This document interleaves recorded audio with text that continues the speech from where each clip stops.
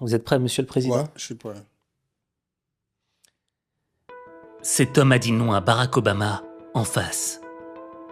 Il a négocié en secret avec Vladimir Poutine. Et aujourd'hui, pour la première fois depuis qu'il a quitté le pouvoir, Macky Sall révèle tout. Etc. D'ailleurs, c'est le jour où il m'a dit que l'entrée de la Suède et de la Finlande à l'OTAN ne gênait pas la Russie. J'étais surpris. J'ai dit, mais pourtant, vous refusez pour l'Ukraine. Il dit, oui, mais l'Ukraine, c'est... Comment le Sénégal est-il devenu un pivot stratégique mondial? Pourquoi l'Afrique fait-elle trembler les superpuissances? Et quelles trahisons ont failli faire basculer la vie du président du Sénégal? Dans ce podcast d'exclusivité mondiale, on va traverser 3 niveaux de vérité. Les secrets du Sénégal, les enjeux cachés de l'Afrique et la guerre invisible pour le nouvel ordre mondial. Ce que Macky Sall va révéler, c'est comment un continent entier est en train de réécrire les règles du jeu. Vous pouvez réunir la Chine, les États-Unis et l'Union européenne dans l'Afrique. Et pourquoi ce qui se passe en Afrique aujourd'hui déterminera le monde de demain. Alors, regarde ça.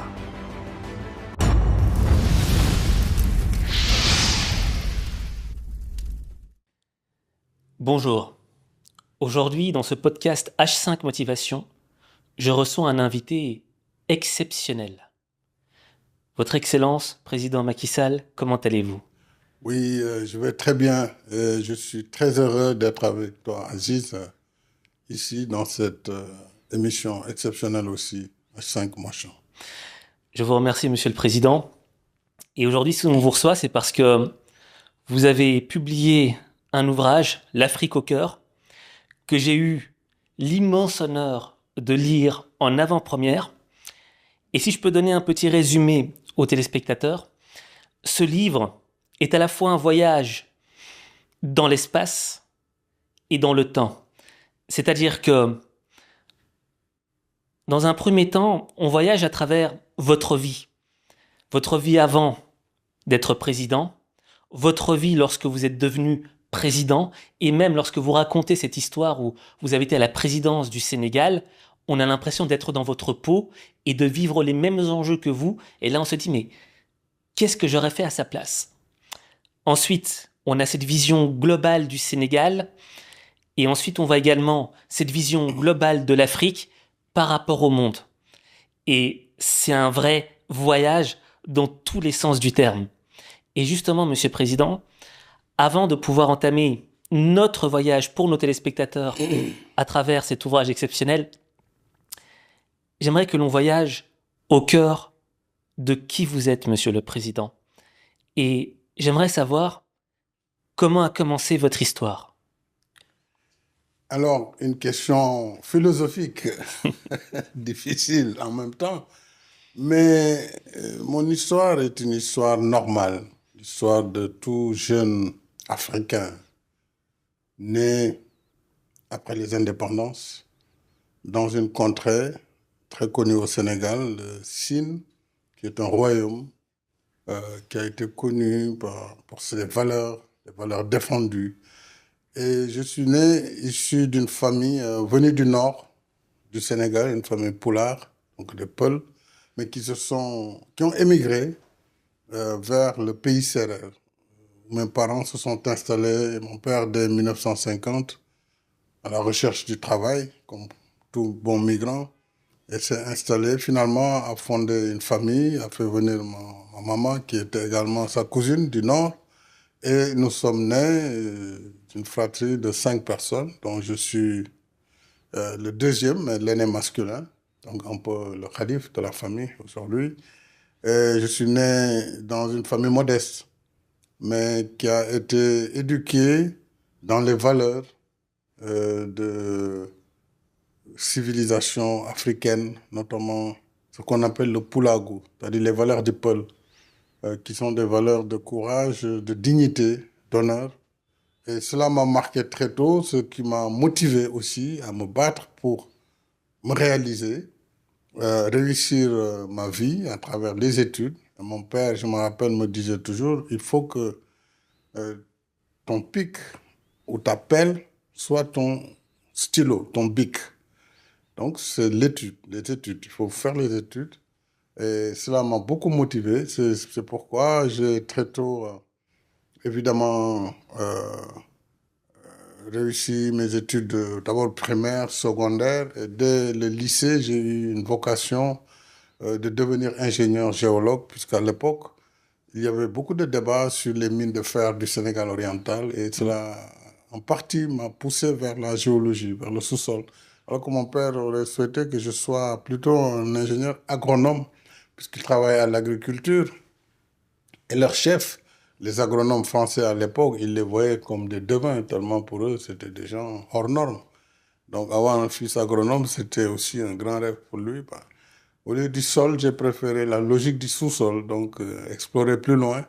Et je suis devenu donc ingénieur géologue après mon baccalauréat à l'Institut des sciences de la Terre de l'Université Cheikh Anta Diop, formation que j'ai complétée plus tard quand la société de pétrole m'a recruté, elle m'a envoyé à Paris, à l'École nationale supérieure du pétrole et des moteurs pour faire une spécialité en géophysique pétrolière. Donc cela, globalement, a été ma formation académique.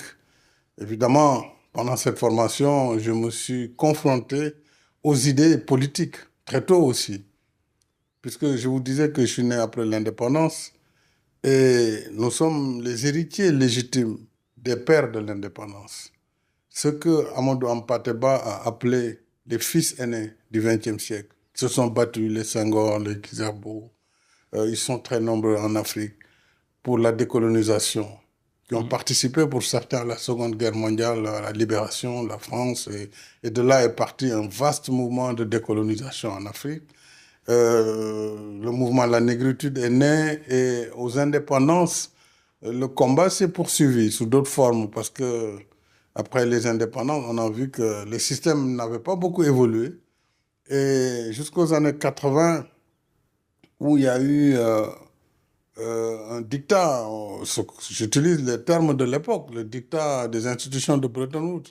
Nous avons, nous-mêmes, jeunes étudiants, nous nous sommes battus longuement pour contester cela. Et étant président de la République, je disais une fois à mes amis du Fonds monétaire, imaginez, moi, je me suis souvent engagé en disant non au dictat du Fonds et de la Banque mondiale. Aujourd'hui, je suis membre de cette institution, comme quoi la vie nous réserve parfois des surprises. Bref, cet héritage nous a plongé dans l'engagement politique précoce. Nous avions un parti unique quasiment jusqu'aux années 80, où il y a eu un peu plus d'élargissement, peu avant quand même. Et notre combat, c'était pour l'alternance. Et c'est pourquoi très tôt, je me suis engagé d'abord comme étudiant dans les mouvements de gauche.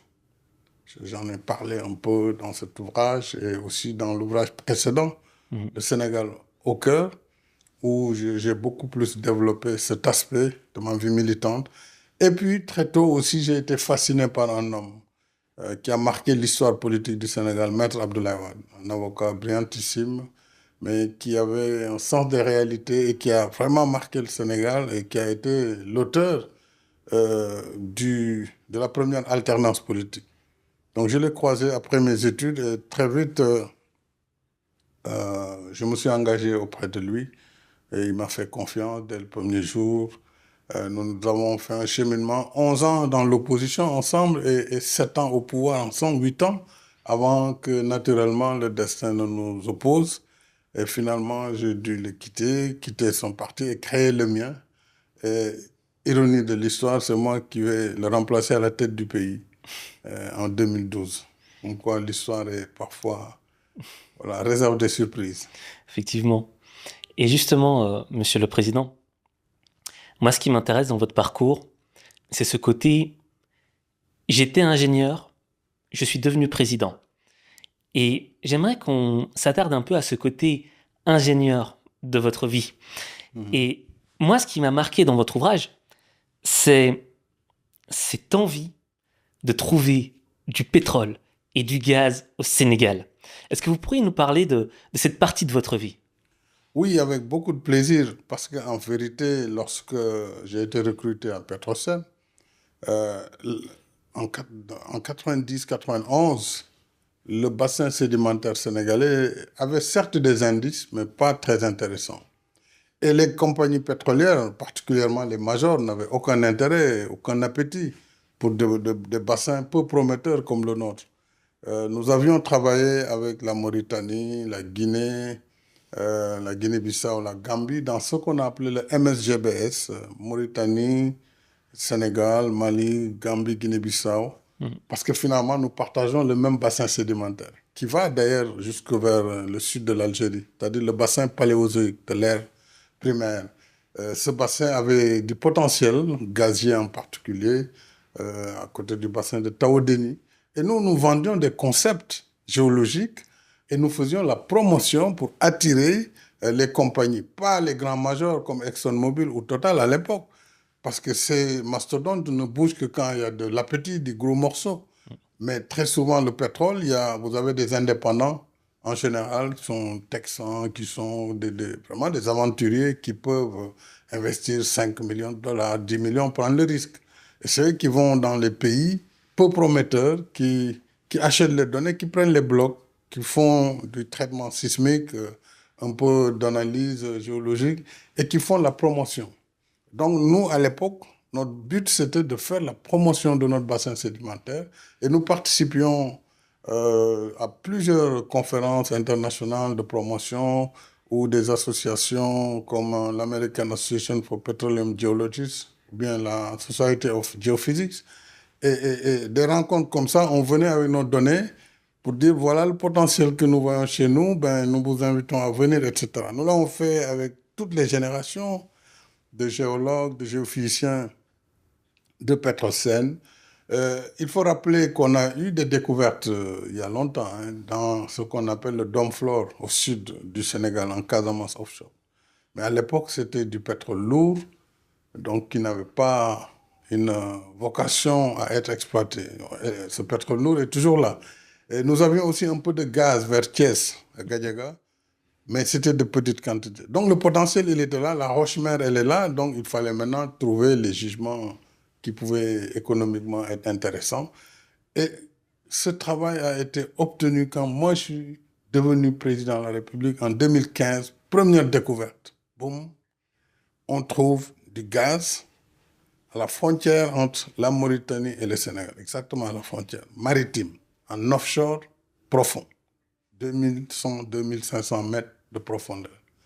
C'était important, puisque l'Atlantique, l'Atlantique nord, côté sud du Maroc, donc Mauritanie, jusque vers l'Angola, présente quand même des potentiels très, très importants.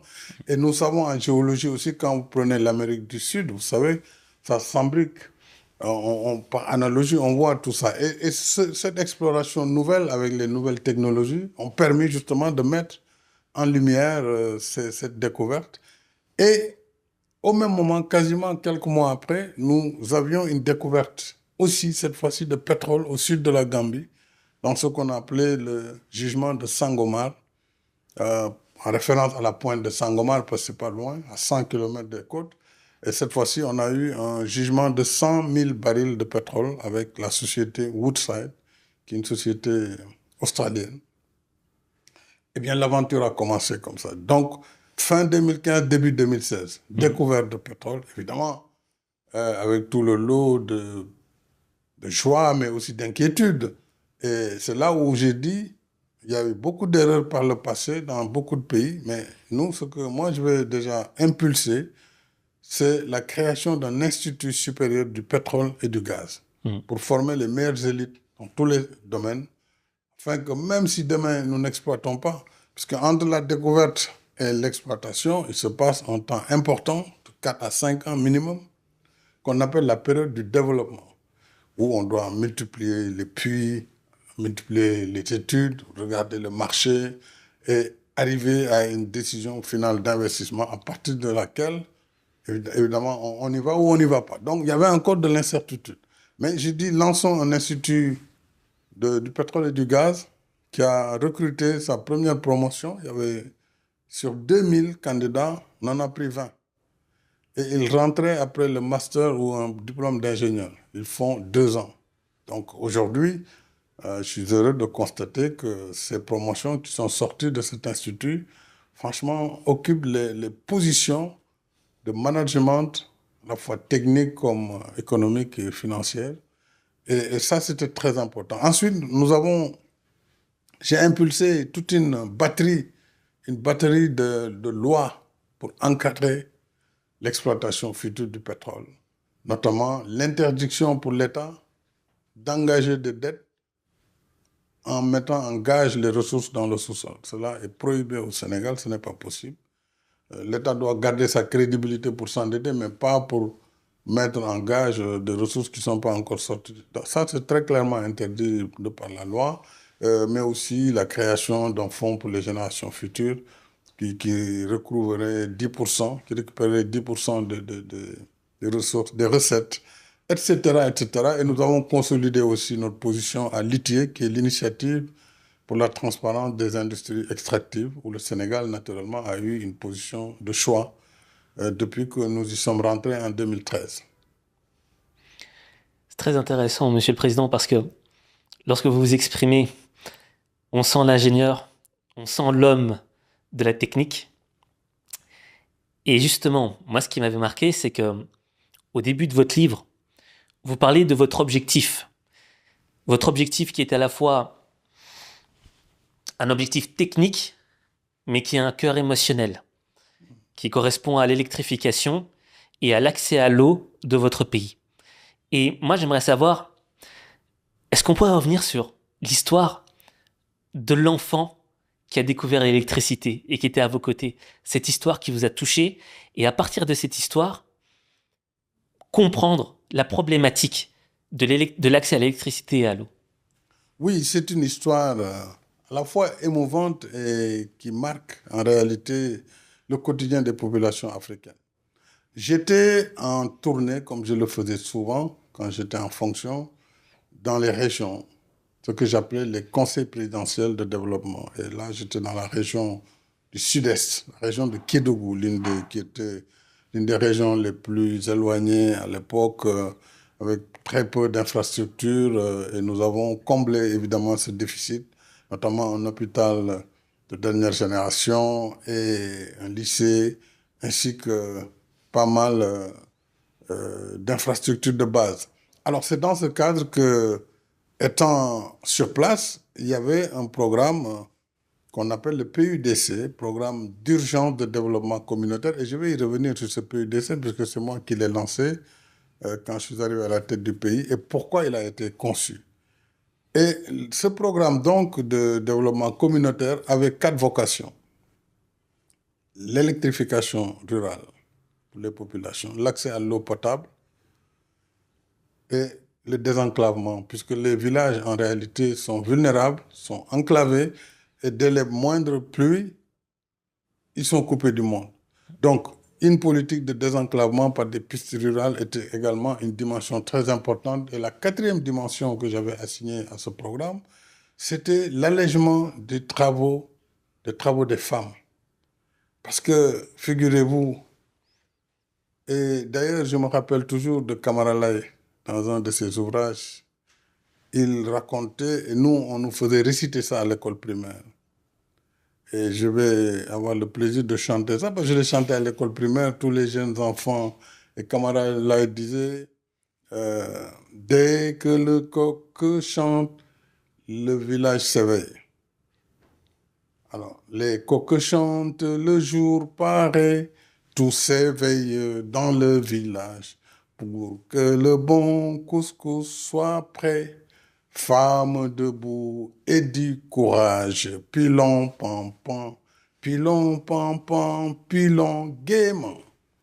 Il décrivait donc cette corvée des femmes, et ça n'a pas fini en Afrique. Donc dès la levée du jour, les femmes déjà sont en corvée pour piler le mil. Ensuite, c'est la corvée de l'eau. Ensuite, ça ne finit pas.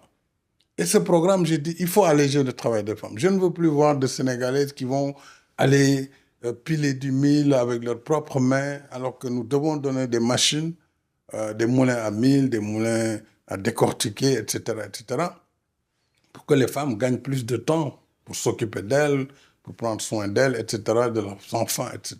Donc ça, c'était le PUDC. Et le PUDC avait électrifié un village parmi tant d'autres à travers une dorsale électrique qui était un peu le moyen le plus rapide d'étendre l'électrification.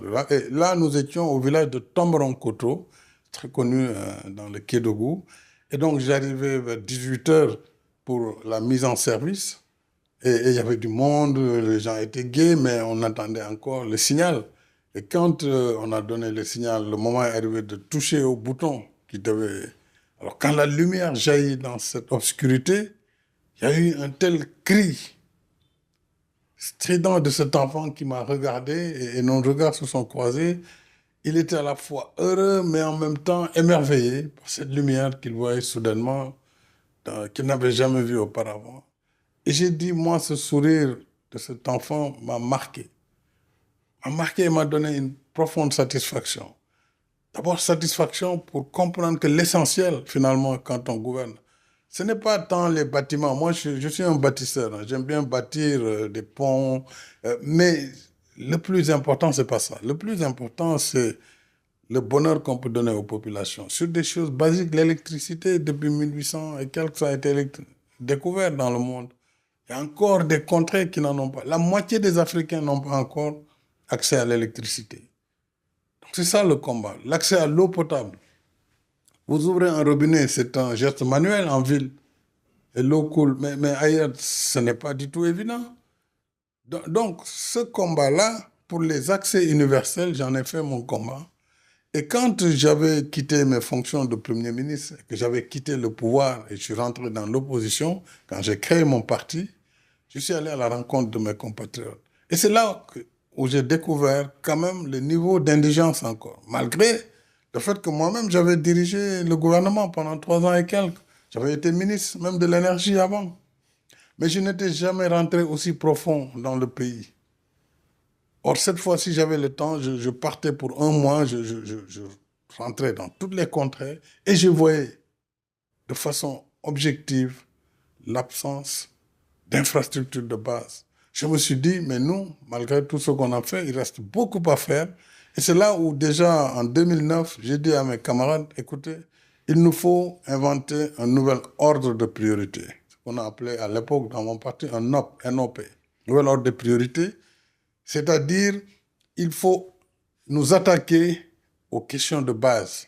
L'accès à l'eau potable, l'accès à l'électrification rurale, les pistes de désenclavement et l'allègement des travaux. Ça, c'est un programme, dès mon arrivée au pouvoir, que j'ai conçu et lancé, donc à travers ce programme dit PUDC, qui a été d'ailleurs admis et maintenant adopté par beaucoup de pays en Afrique. Et aux côtés de ce programme PUDC, j'ai créé un autre que j'ai appelé le PUMA. PUMA, un peu comme le PUMA, mais c'est aussi un programme d'urgence.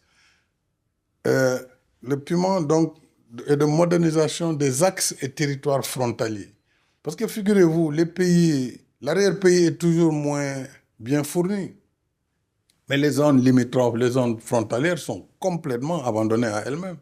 Donc ce PUMA avait pour vocation uniquement les zones frontalières. Leur donner des ambulances, apporter l'électrification par solaire, parce que le réseau est trop loin. Maintenant on a rajouté la dimension école, même centre de santé, etc. Donc ces programmes sont complémentaires et ont été très importants. On n'en parle pas autant que les autoroutes que j'ai lancées ou le train express, mais tout cela doit aller ensemble. Donc il y avait une vision de développement à long terme, le plan Sénégal émergent, sur un horizon de 20 ans, donc 2014-2035. Mais au même moment, il y avait des priorités. On ne va pas dire aux gens, attendez 2035 pour voir votre sort résolu. C'est pourquoi, en même temps, j'ai développé ces programmes d'urgence qui devaient agir, mais aussi toute la partie solidarité. J'ai beaucoup développé cette partie solidarité parce que je suis très sensible à l'humain. C'est-à-dire comment accompagner les moins nantis à travers les bourses de sécurité familiale pour des populations qui sont les plus démunies. L'État donner des subventions directes, des transferts d'argent, les gratuités des soins, à la fois pour les enfants de 0 à 5 ans, sur l'ensemble des types de soins dans les hôpitaux publics, mais aussi les personnes âgées au-delà de 60 ans, 65 ans. Ils avaient la gratuité des soins à travers un programme d'ailleurs que le président Abdoulaye Wade avait lancé, que nous avons complété, qui s'appelait le plan Sésame, pour ces personnes âgées qui n'avaient pas de couverture. Et j'ai lancé un programme de couverture maladie universelle, puisque en 2012, quand j'arrivais, il n'y avait que 20% de Sénégalais qui avaient une couverture maladie. 20%. Donc 80%, s'ils étaient malades, soit ils n'allaient pas voir le médecin, ou ils gardaient leur maladie, ou ils mouraient sans couverture. Donc on a lancé ce programme qui nous a permis d'amener la couverture de 20 à pratiquement 57-60% quand j'ai quitté le pays. Évidemment, il y a encore un effort pour atteindre les 80%. Et donc, ça, c'est très important, ces programmes sociaux. On n'en parle pas assez. Mais pour moi, le développement, c'est d'abord apporter des solutions à ces problèmes vitaux de la personne humaine. Se loger, se nourrir, se soigner, se vêtir, ça, c'est les besoins fondamentaux de l'être humain. Et ça vient avant tout le reste. Et ce n'est pas malheureusement réglé dans tous nos pays. Mais c'est un combat qui se poursuit. Chaque régime doit faire son effort et essayer d'atteindre ses objectifs, notamment les accès universels. Et justement, Monsieur le Président, vous voyez, ce que j'apprécie, c'est comme dans votre livre, les chiffres sont précis. Il y a des pourcentages, c'est très ingénieur. C'est vraiment... c'est incroyable. C'est la déformation professionnelle peut-être. Voilà. Mais moi aussi, ce qui marque, c'est que, vous voyez, vous êtes un homme de technique. Vous êtes un homme cartésien, rationnel, de mathématiques. Et il y a un moment où vous êtes passé en politique. La politique a une autre mathématique. Absolument. Mais qui n'est pas nécessairement rationnelle et cartésienne. Elle ne l'est surtout pas. Et moi, Monsieur le Président, au fait, j'ai deux questions pour vous. La première, c'est, lorsque vous étiez ingénieur, est-ce que dans votre esprit, vous aviez déjà cette ambition de vous dire « je serai président de mon pays » Ah non, jamais. Voilà. Et aussi, l'autre, c'est comment s'est passée votre ascension politique? Alors, je n'ai jamais eu comme ambition d'être président de la République. Parce que comme vous l'avez dit, quand on est ingénieur, on est d'abord dans la sphère technique. Et ce n'est pas la politique d'abord qui attire forcément l'homme. Mais la politique est venue vers moi avant que je ne sois ingénieur. Parce que je vous ai dit, étant étudiant déjà, je m'étais engagé.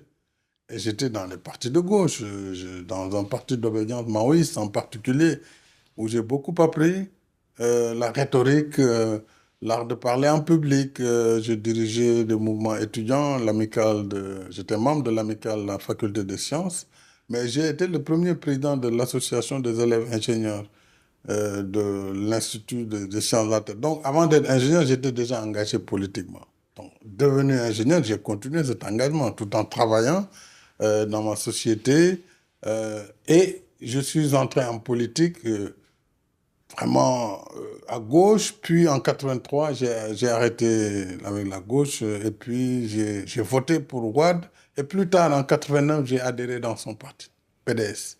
Et là, il y a eu effectivement une ascension très rapide parce que le PDS était un parti qui a duré dans l'opposition. Les cadres l'avaient déserté. Il y avait très peu de cadres. Il y avait beaucoup d'avocats, naturellement, Wade lui-même étant un avocat, mais les cadres techniques, il n'y en avait pas beaucoup. Et quand j'ai ma première rencontre avec le président, je me rappelle, à l'époque opposant, il m'a tout de suite dit, écoute, ça tombe bien, moi je veux lancer une coordination des cadres du parti et je te pressens pour diriger la commission de l'énergie, enfin des mines et de l'industrie. Je serai plus tard son ministre des Mines aussi. Donc ça, c'est la première rencontre. Et donc, il a lancé cette coordination des cadres. Nous avons été là pour apporter une réflexion au parti, qui était un parti surtout soutenu par le monde rural à l'époque. C'était les paysans qui voyaient en Wade le sauveur, etc. Les citadins, c'était plus difficile. Quoique, il avait un électorat aussi citadin assez important et un électorat jeune. Mm. Par la suite, donc, j'ai évolué assez rapidement pour être membre de la direction du parti. Quasiment presque moins d'un an après, j'ai intégré le secrétariat national du parti comme secrétaire national adjoint, puis secrétaire national. Puis, il nous a demandé d'aller dans les régions. Je suis retourné à Fatick, où déjà en 98, j'étais le secrétaire général de la convention régionale de toute la région de Fatick. Et donc, 2000, plus tard, il est arrivé au pouvoir. Mais ce cheminement, c'est en 11 ans, c'est pas 11 jours. Hein. Mm.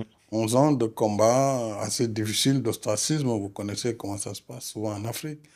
Et donc, cette évolution dans le parti m'a projeté pratiquement au rang de numéro 3 avant l'accès de Wade au pouvoir, en 2000.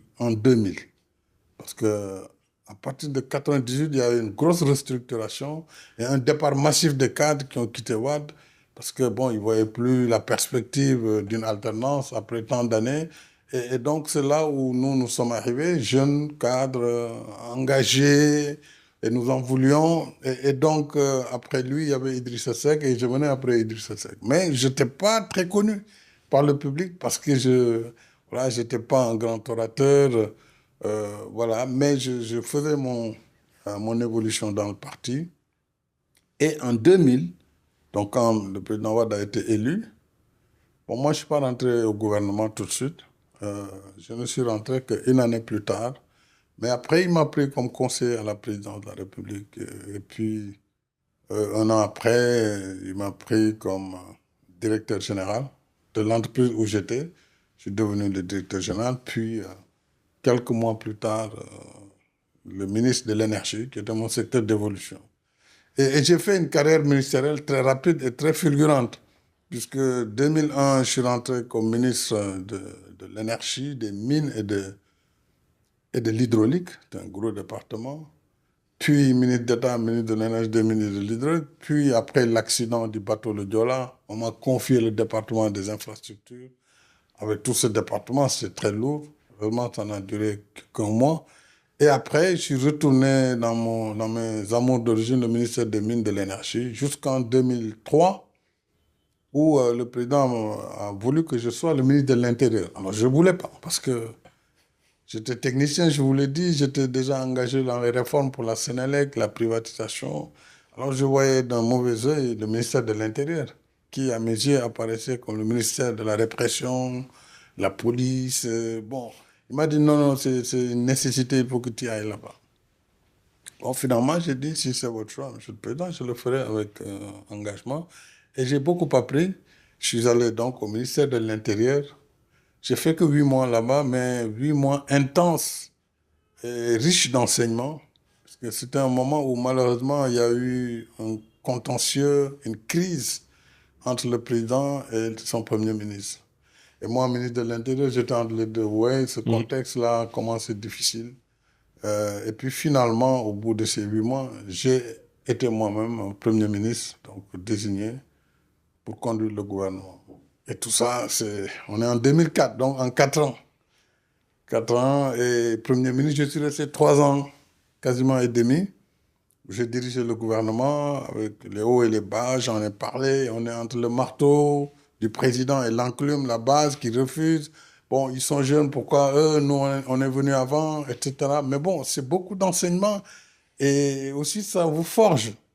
Et ça vous donne de la carapace. Et après, donc, 3 ans et demi, le président a été réélu. Il m'a choisi comme directeur de campagne. Il a été réélu dès le premier tour.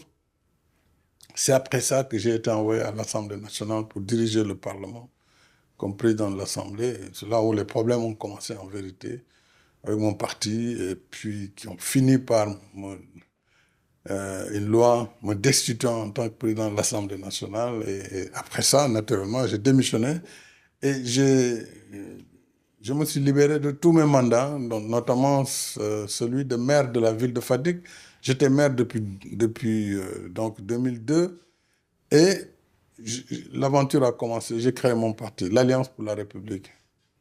Et puis, on le voit plus tard, élections locales, j'ai repris ma mairie, la région. Et donc là, j'étais dans la perspective de conquérir le pouvoir.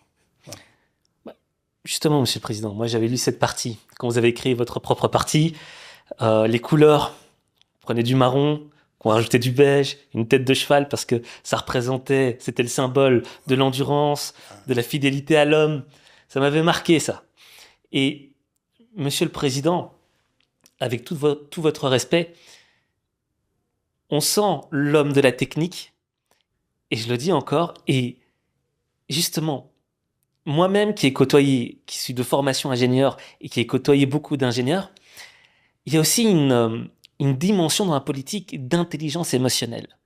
Et ce que je veux dire par là, c'est que un moment, lorsque vous étiez Premier ministre et que vous aviez tout le monde autour de vous, j'imagine que lorsqu'on est Premier ministre, on a plein de gens, plein de courtisans, plein de... Et il y a un moment où vous sentez qu'on veut plus de vous. Il y a un moment où vous sentez que c'est fini. Tu n'auras plus ta place, tu vas partir loin, et maintenant c'est à nous de continuer le pouvoir. Quelle a été votre émotion lorsque vous avez senti qu'on a essayé de vous évincer, et comment est-ce que vous avez fait pour rebondir? Parce que vous l'avez dit, vous avez créé un nouveau parti. Et cette histoire-là, j'aimerais la comprendre humainement. Vous savez, lorsque on est dans le combat politique et qu'on sent que la terre se dérobe, qu'on est dans une phase difficile, qu'on vous désigne pour vous abattre, évidemment, le vide s'organise automatiquement autour de vous. Parce que les gens, ils sont peut-être très gentils, mais ils n'ont pas envie de mourir avec vous. Ils vous laissent seuls mourir. Ce sentiment, tous ceux qui ont connu la décadence l'ont vécu dans leur chair. Quand tout va, tout le monde est là, tout le monde est ami, on a beaucoup de copains, on a beaucoup d'amis, mais dès que les choses tournent au vinaigre, ben, il y a très peu de monde qui reste. Ça, je l'ai vécu aussi. Je me rappelle quand je partais en déplacement comme Premier ministre, ben, c'était pas moins de 30 véhicules, 4x4, parce que tous ceux qui venaient, directeurs généraux, autres ministres, trouvaient le prétexte pour vous accompagner en tournée. Les gens se battaient même pour être là. Mais à partir du moment où vous êtes en disgrâce avec le président, il n'ose pas se montrer à vos côtés. Et il y avait des scènes surréalistes que j'étais encore à l'Assemblée, quand j'allais à l'aéroport accompagner le président ou à l'accueil, ben, j'étais isolé, seul dans le salon. Les gens, ils allaient vite prendre leur café à côté, ils trouvaient toujours le prétexte pour ne pas être à vos côtés, surtout lorsque le chef était là. Bon, mais à un moment donné, quand vous sentez que le combat est inévitable, qu'il vous est imposé, naturellement, je vous ai parlé des valeurs qu'on a héritées, des valeurs de courage, de dignité et d'honneur. On préfère mourir l'arme à la main que de capituler. Surtout que j'avais le sentiment de n'avoir rien fait de mal. Donc, c'était un combat qui m'est imposé, il fallait l'assumer. Je l'ai assumé sans savoir ce que j'allais devenir. En créant mon parti, j'avoue que je le créais, non pas parce que j'étais convaincu qu'on obtiendrait quoi que ce soit, mais c'était la chose à faire. Et j'ai plongé avec une poignée d'amis qui m'ont accompagné dans cette aventure. Poignée. Et il fallait y croire, parce que quitter un parti au pouvoir, aller à l'aventure, une opposition qui ne vous aime pas forcément parce que vous incarnez le numéro 2 du régime, et vous venez leur faire obstacle. Et donc, des deux côtés, vous êtes rejetés. Mais nous l'avons assumé, et par la grâce de Dieu. Quand j'ai d'ailleurs créé le parti, j'ai dit à mes camarades, cette poignée, écoutez, éloignons-nous de toutes les couleurs connues jusque-là. Le vert, c'était les socialistes. Le rouge, c'est les partis marxistes, etc. Le jaune et le bleu, c'était le PDS, mon parti. Donc, trouvons une couleur en dehors de ça. Mais si vous prenez la rose des couleurs, si vous enlevez le bleu, le rouge, le jaune, il reste très peu.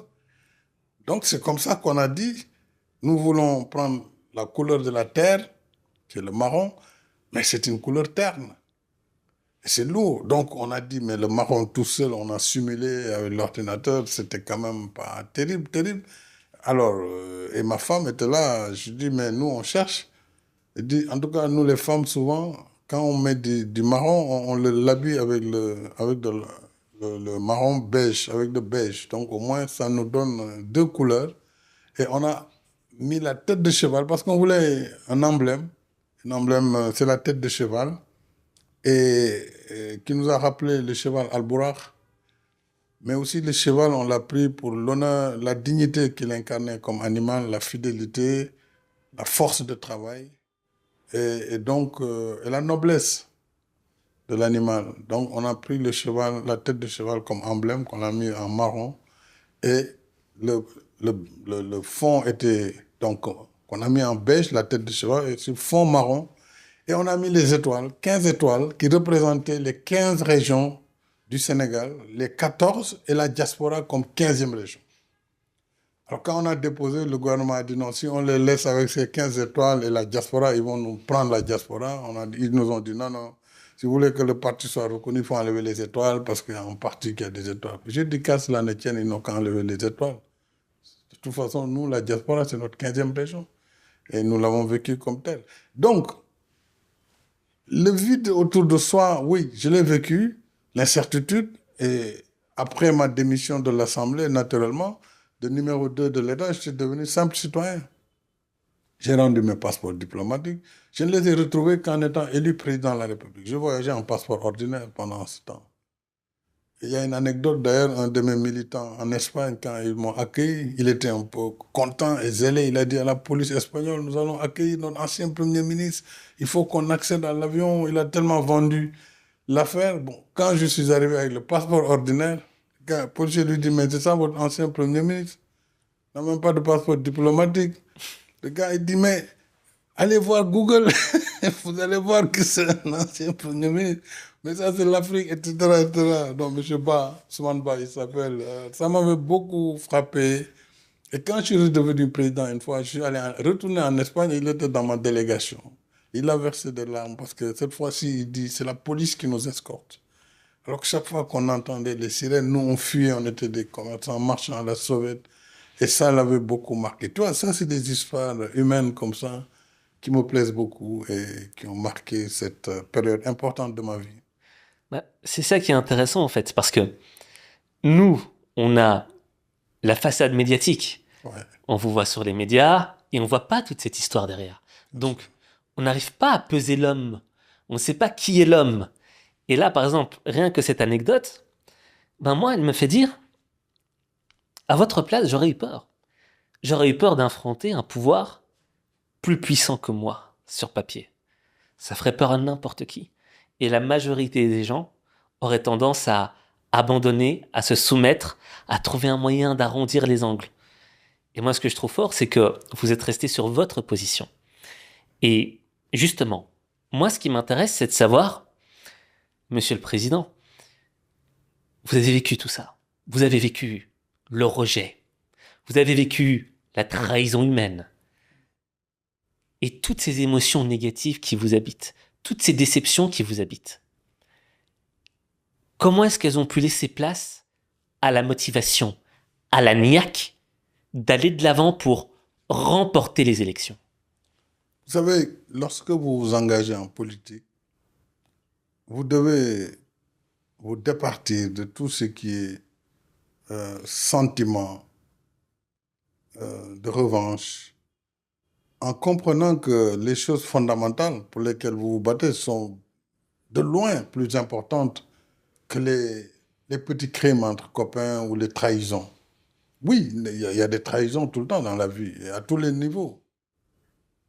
Trahison dans les couples, trahison dans les familles, trahison dans les partis politiques, trahison dans les États, dans les gouvernements. Mais ça ne doit pas vous décourager par rapport à l'essentiel de votre combat, l'objectif. Donc, si vous venez, d'ailleurs beaucoup me disent, oui, vous pardonnez toujours. Je dis non, c'est pas que, je n'oublie pas, hein, je n'oublie pas tous ceux qui ont trahi, mais bon, c'est pas essentiel. Parce que l'histoire d'ailleurs ne retient même pas ça. L'histoire retient les progrès qu'on fait faire à son pays. Et donc, si on doit se concentrer sur un tel m'avait fait ça quand moi j'étais en disgrâce, c'est qu'on n'est pas digne d'assumer le rang de leader qu'on prétend être. Donc, oui, il faut en tenir compte parce que la nature humaine, elle est ainsi faite. Elle est ainsi faite. Elle est faite de trahison, d'amitié, de fidélité. Ça va de pair. Autant vous avez des gens qui vous trahissent, autant vous avez des gens qui se tuent pour vous. Et parfois qui n'ont même pas d'avantage, qui n'attendent même pas d'avantage.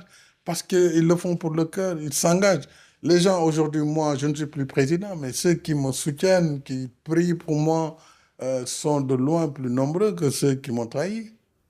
Est-ce que je vais me concentrer sur ceux-là qui ont trahi et oublier tous ceux qui se battent quand même, parfois même à mon insu, et qui, parce qu'ils considèrent que, voilà, ils veulent soutenir mon action, et vous voyez tout cela. Donc, dans la vie, moi, j'ai choisi de ne pas m'attarder vraiment sur ces considérations.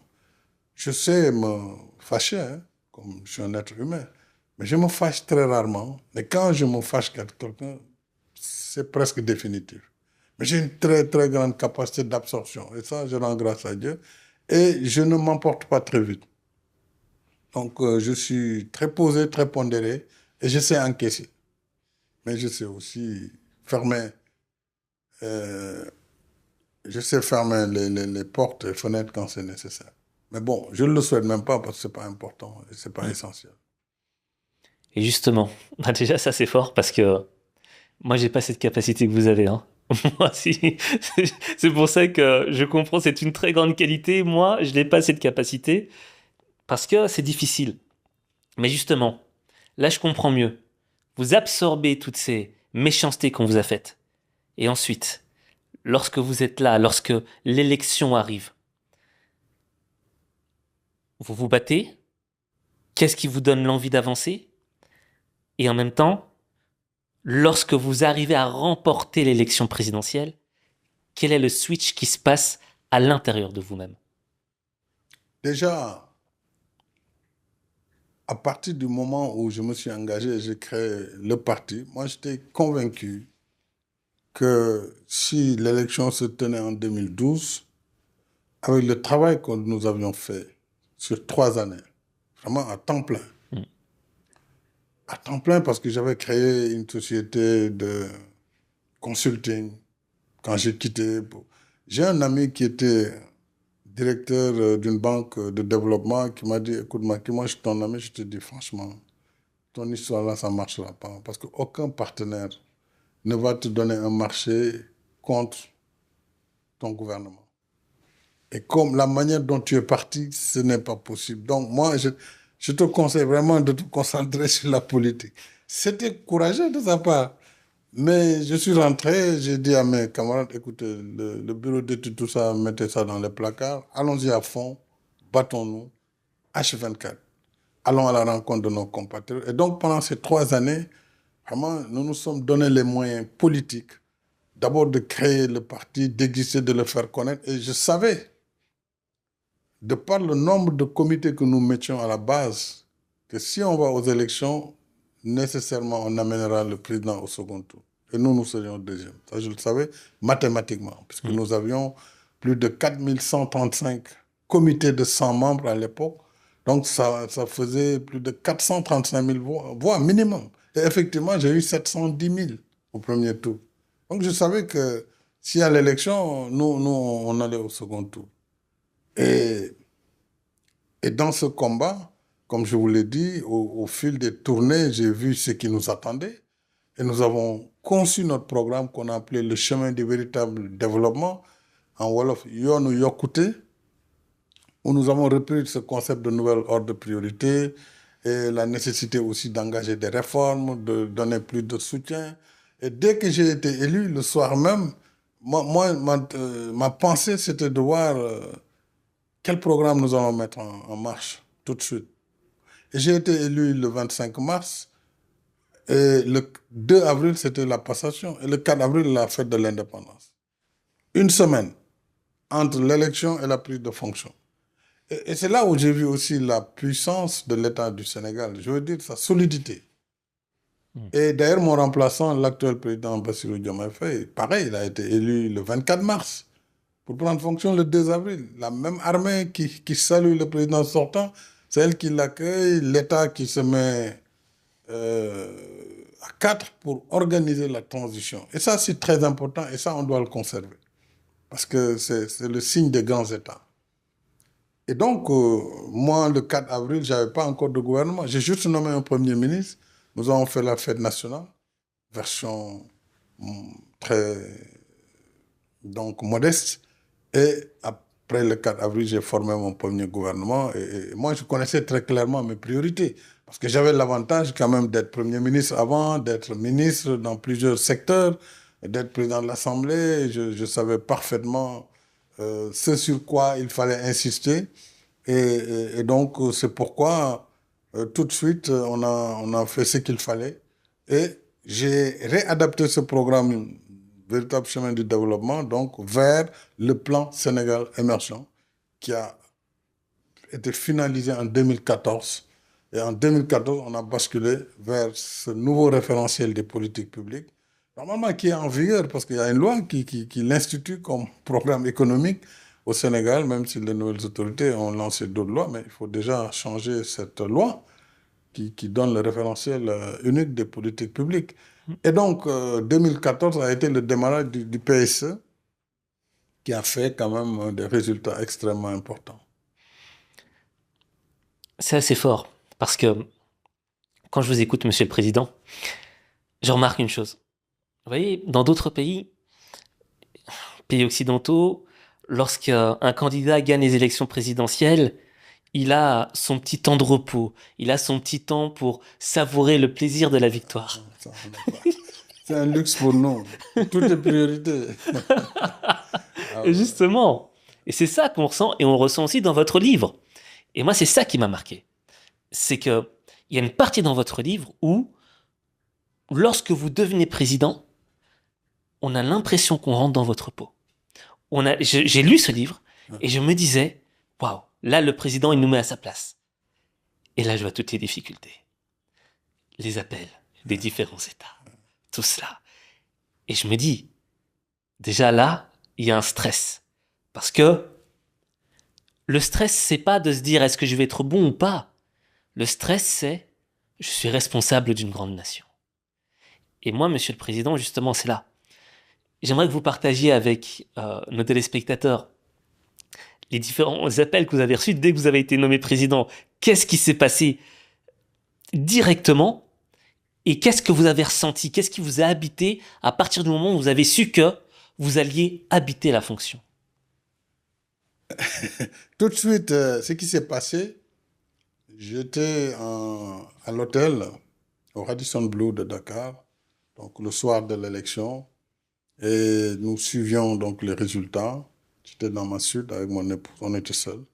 À un moment donné, il y a le représentant de l'Union européenne, qui était le chef de la mission de l'Union européenne, qui est venu me voir.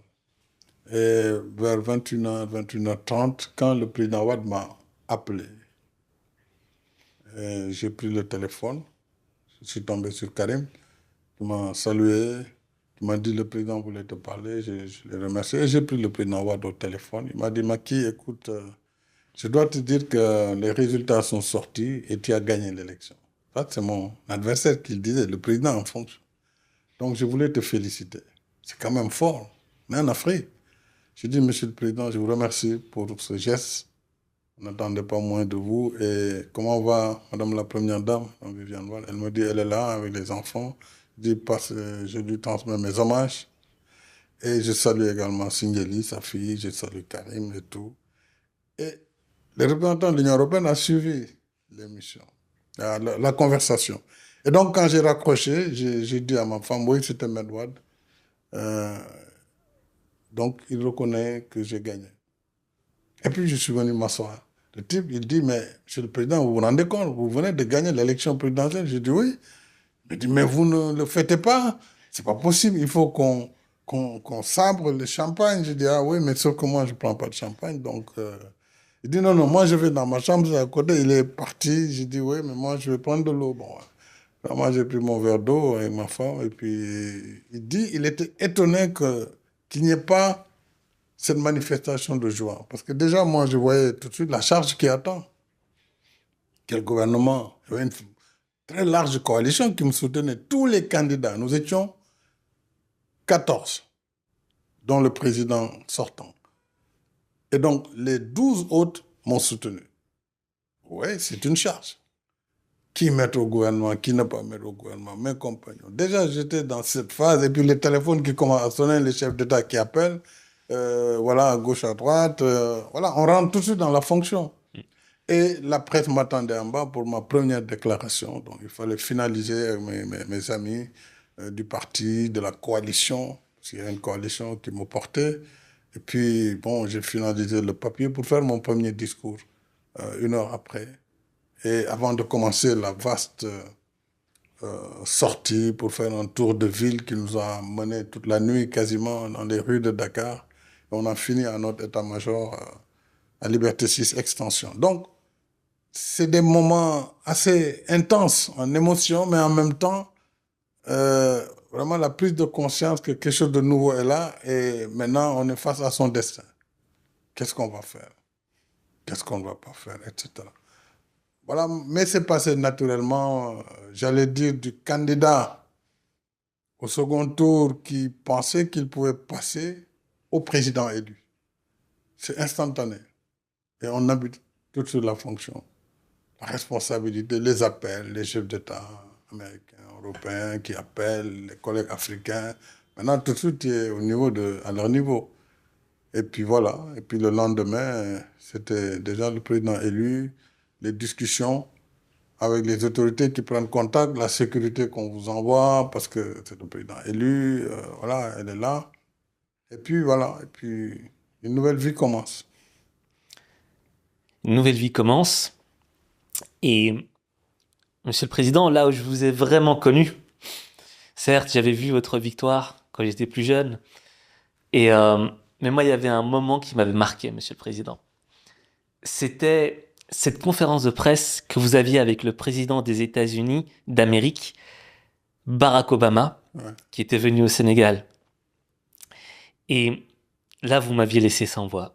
Je dis sincèrement, je voulais même en faire une vidéo sur H5 Motivation parce que c'était très très fort. C'était l'occidental qui venait dans un pays africain qui voulait imposer sa vision. Et vous lui avez répondu d'une manière magistrale, c'était juste pour le public, je repasserai l'extrait. Je l'ai dit déjà en Conseil des ministres, c'est l'option du Sénégal pour le moment, mais tout en respectant les droits des homosexuels. Et nous n'avons pas, pour l'instant, nous ne sommes pas disposés à lever cette disposition de la loi. Ce qui ne veut pas dire que nous sommes homophobes. Mais il faut que la société absorbe ces questions, qu'elle prenne le temps de les traiter sans qu'il y ait une pression ou une force à appliquer par rapport à ces questions. C'est comme la peine de mort. C'est des questions que chaque pays traite. Chez nous, nous l'avons abolie depuis longtemps. Dans d'autres pays, cela s'impose parce que la situation du pays l'exige. Et nous respectons en fait le choix de chaque pays. Mais soyez rassurés, le Sénégal est un pays vraiment de liberté et les homosexuels ne sont pas pourchassés. Mais pour le moment, il faut aussi qu'ils respectent le choix des autres Sénégalais. Mais en gros, Barack Obama voulait une plus grande ouverture pour l'homosexualité, c'était une question sociétale, et on peut le comprendre, mais vos priorités étaient ailleurs, et votre réponse magistrale était que, oui, mais nous, nous avons aboli la peine de mort. Et on le voit dans le visage de Barack Obama, une certaine surprise. Et cet épisode-là, Monsieur le Président, pour moi, c'est l'exemple chimiquement pur de ce que l'on veut faire aux Africains. Constamment imposer une vision. Et vous, dans votre parcours de politique internationale, comment est-ce que vous avez fait pour changer cette vision que le monde a de l'Afrique? Oui, d'abord, je voudrais saluer le président Barack Obama. Il m'a fait l'amitié de venir au Sénégal en juin 2013. Il est resté 3 jours au Sénégal. Il a rencontré des gens, il est allé à Gorée, on a dansé ensemble. Vraiment, ce que souvent les présidents américains ne font pas. Vous savez, pour des raisons de protocole de sécurité, venir manger la cuisine africaine, il a pris un yassa, etc. C'était très amical et vraiment, j'avoue aussi que, bon, je lui ai rendu visite 2 fois, j'ai fait 2 fois, j'ai rendu visite 2 fois à Washington. On a gardé une relation très forte tout au long de son magistère avant son départ en 2016, parce que je représentais souvent le NEPAD aux réunions du G20, du G7, donc on a pu développer beaucoup de... Il m'a même appelé par la suite, avant que je ne quitte mes fonctions. Quand le débat s'est posé, troisième mandat ou pas, pour vraiment s'enquérir, mais de façon très, très respectueuse et très habituelle. Donc j'ai de l'amitié pour lui. Alors, la question, bien sûr, des LGBT à l'époque était à l'ordre du jour, elle l'est toujours, avec moins d'acuité. Et ce jour-là, où il était au Sénégal, la Cour suprême des États-Unis venait d'autoriser le mariage gay. Donc c'est une journaliste américaine qui a posé la question, ce n'était pas le président lui-même. Monsieur le président Sall, oui, chez vous, il y a une loi qui pénalise l'homosexualité. Quand est-ce que vous pensez que le Sénégal doit changer sa loi? Naturellement, je lui ai dit, madame, vous savez, c'est des questions sociétales. Chaque société gère ses sujets selon son métabolisme propre. Il n'y a pas un sujet universel qu'on peut imposer à tout le monde. Et moi, j'ai toujours défendu cela. C'est-à-dire, je suis contre l'injonction civilisationnelle, de quelque côté que ça puisse venir. On n'a pas à imposer aux autres ce que l'on est, ou ses valeurs. Si elles sont acceptées, tant mieux, elles seront des valeurs acceptées. Et c'est en ce moment qu'elles deviennent des valeurs universelles. Mais on ne peut pas prendre des valeurs de civilisation, d'une société, d'un bloc, pour l'imposer au monde entier. Ce n'est pas acceptable. Et ça, c'est un combat que j'ai toujours mené. Et sur ce sujet, j'ai été très clair. Tant que j'étais président du Sénégal, on ne va pas modifier notre législation dans le sens de la dépénalisation, puisque une loi, elle incarne finalement, c'est un code des valeurs de civilisation, des valeurs culturelles qu'on a codifiées pour en faire un code de la famille, un code pénal, etc. Donc c'est en fonction de la société, telle qu'elle veut vivre, telle qu'elle régule son fonctionnement. Donc, on ne peut pas recevoir parce que simplement d'autres sont plus puissants ou pensent donner de l'aide qu'ils doivent imposer aux États africains de changer.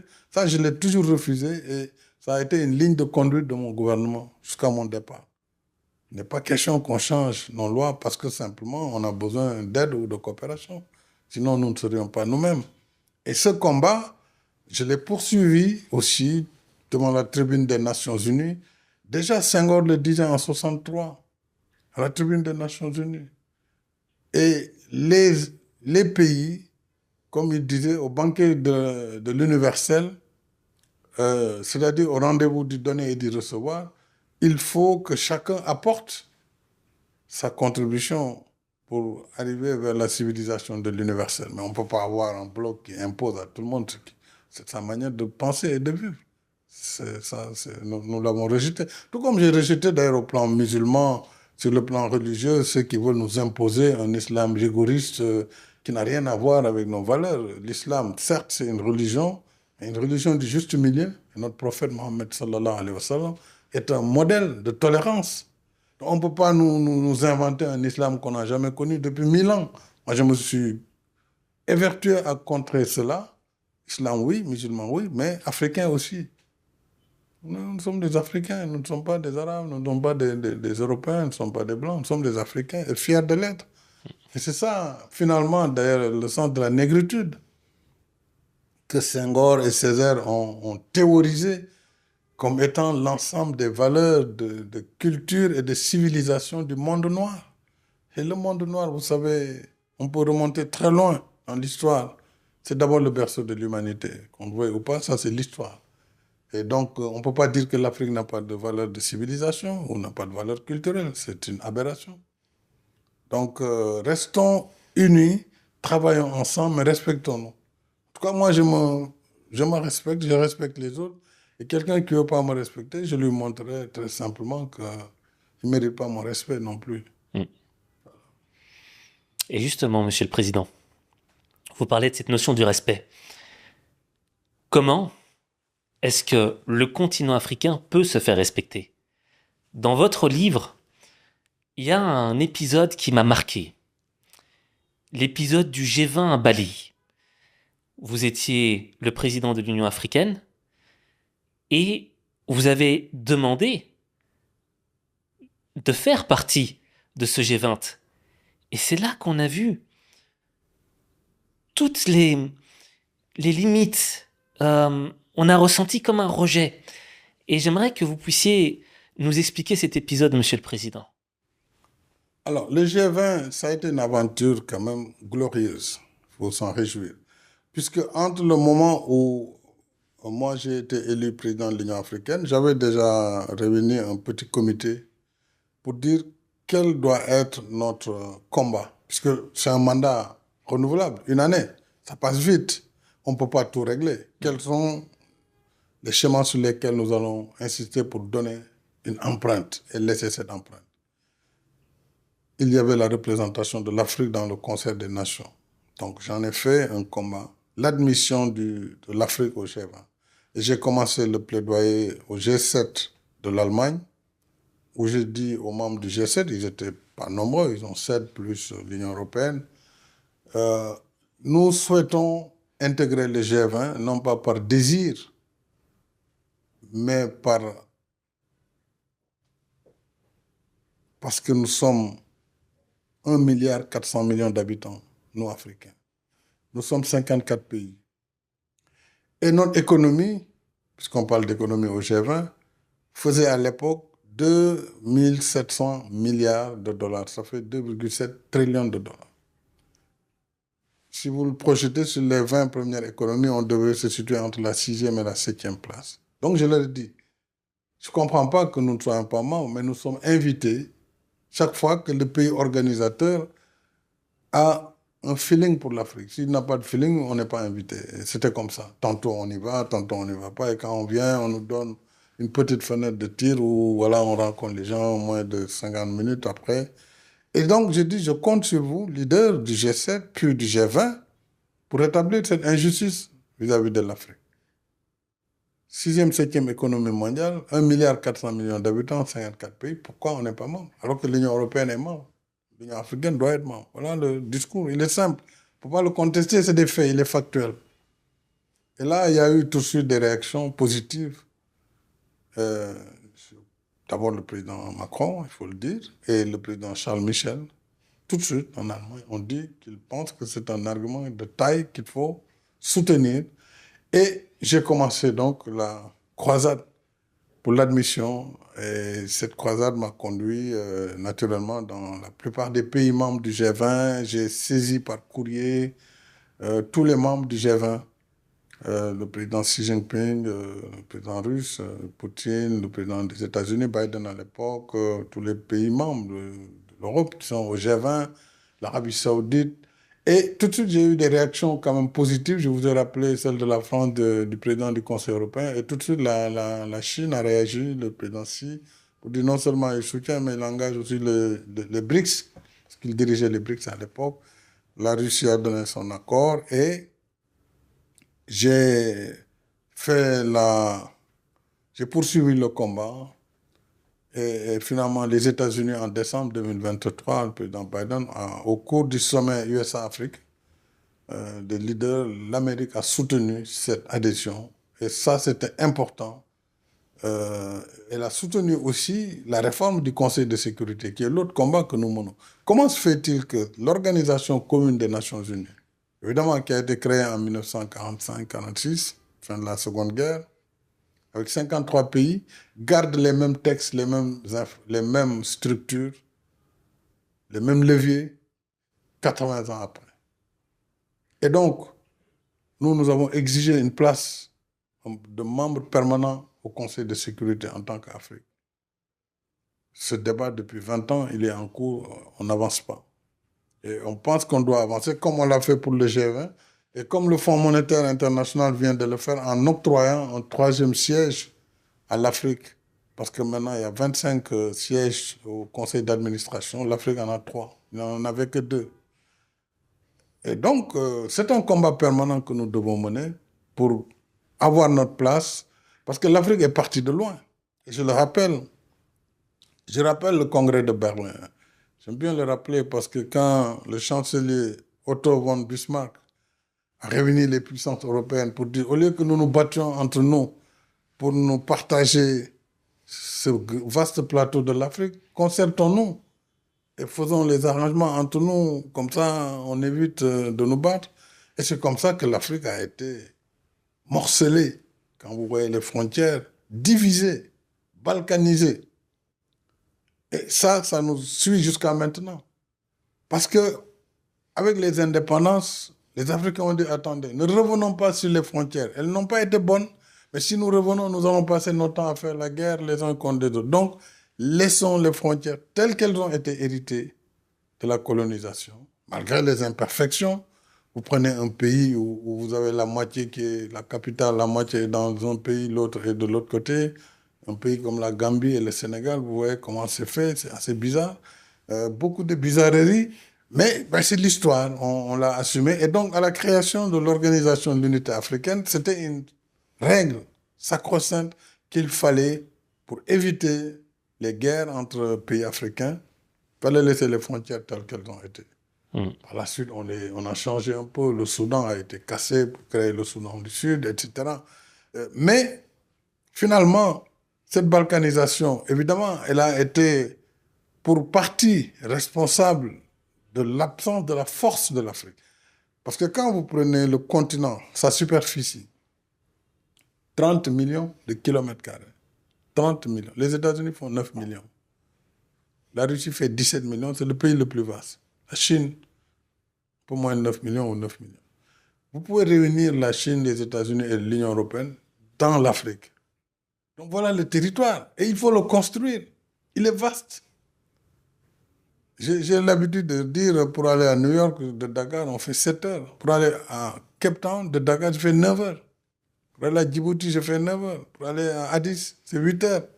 Pour aller à Paris, c'est 5 heures. Ouais, donc la taille du continent.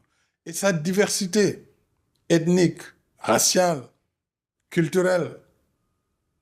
Donc l'Afrique, c'est ce vaste ensemble, ce continent, mais qui mérite toutes les attentions et qui a du potentiel. L'Afrique ne vient pas au banquet de l'universel les mains vides. C'est un continent qui vient avec ses ressources humaines, ressources naturelles, ressources minières, son énergie, qui a juste besoin d'avoir sa place normale dans le concert des nations.